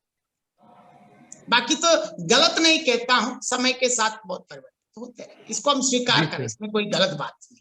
धन्यवाद। ये मेरा है, मैं ये कहता हूँ मैं ही सत्य नहीं, और भी आप पढ़े तो खुद उत्तर मिलता है। Thank you. Thank you sir. Hello. हाँ जी। Hello, am I audible? हाँ जी, बिल्कुल सुन रहा हूँ, बताइए सर। गुरुपद रज मृदु मंजुल अंजन, नयन अमीय दृग दोष विभंजन, ते ही करी बिमल बिमेक बिलोचन, वरन वो रामचरित भवमोचन।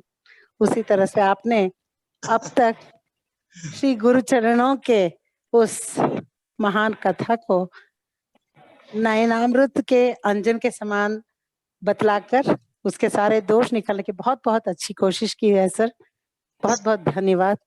और अभी जो यंगस्टर्स इस तरह से प्रश्न कर रहे थे, भार्गव जैसे, बहुत सुंदर इसीलिए लगा क्योंकि जब तक क्यूरियोसिटी नहीं बढ़ती है तब तक ज्ञान नहीं बढ़ता है। बहुत सुंदर ढंग से उन्होंने प्रश्न किया। मुझे सभी प्रश्नों से भार्गव के प्रश्न बहुत प्रासंगिक और भविष्य निर्माण के बुनियाद के रूप में लगा, क्योंकि यंगस्टर्स में ऐसे प्रश्न जगते हैं तब भविष्य बहुत निश्चित रूप से सुंदर और सुभद्र होगा।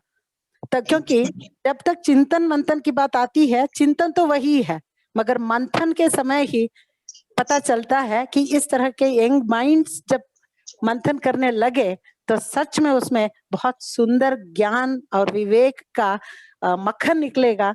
तो इसको आपने बहुत सुंदर ढंग से बतलाया, तो इसके लिए मेरे प्रणाम सर। मैं राजेश्वरी, बैंगलोर कॉलेज से। मैं आपसे ये भी विनती करता हूँ, मैं भी जनरली साहित्य पढ़ाने के साथ साथ आजकल थोड़ा मैं हटके, क्योंकि समय के साथ परिवर्तन, क्योंकि मैं जो अब लगातार अध्ययन कर रहा हूँ, जो मैं पा रहा हूँ, मैं ये चाहता हूँ कि लोगों से मैं इसको साझा करूं और इसकी प्रतिक्रिया सुनूं और हाँ, आगे मैं सेजल। भी इस कोशिश में हूँ, और भी भगवान की कृपा है तो और भी हम आगे बढ़े। बहुत थैंक यू। सुंदर, बहुत सुंदर सर। ये हमारा भाग्य था कि आपको सुनने का मौका मिला, तो धन्यवाद sir. Thank you, thank you.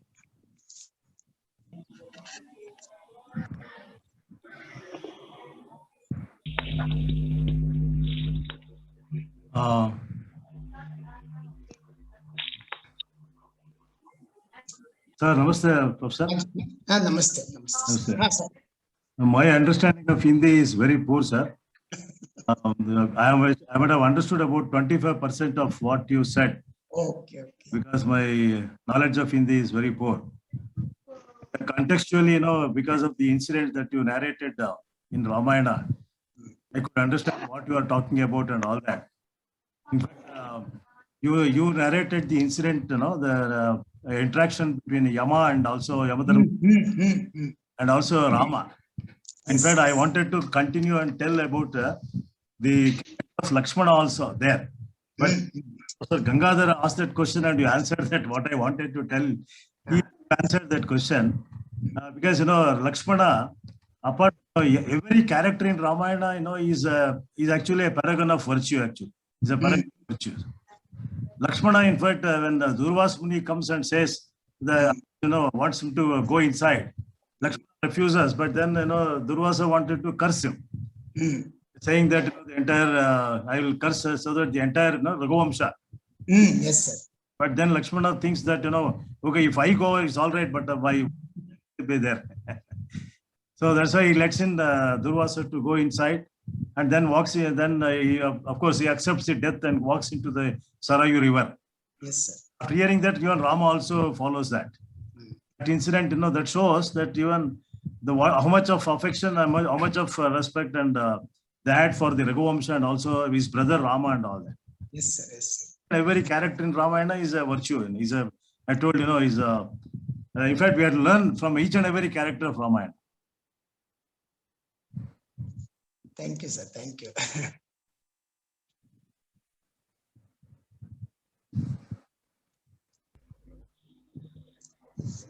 अब मैं सिंधी महाविद्यालय के प्राचार्य डॉक्टर BS श्रीकंठा सर से निवेदन करती हूँ कि वे अपना अध्यक्षीय संबोधन प्रस्तुत करें। Honorable, very good afternoon to everyone. Honorable guest speaker of the day, Professor S.S. Narayan Raju, a scholar for excellence and a very senior professor of Hindi, Dr. Lata Chauhan is there. Dr. Lata Chauhan ji, and my colleague and head of the Department of Hindi, Dr. Ranjana Pillai, my colleague Dr. Giriraj Kumar, Vice Principal Professor Asha, my learned colleagues, and dear learned participants. I know very learned professors from various institutions across the country are participating in this program. And at the outset, I would like to congratulate my departmental colleagues, Dr. Ranjana Pillai and also Giriraj Kumar, for having organized this national level webinar on a very relevant topic in the present context on Ramcharitamanas. And also I thank our guest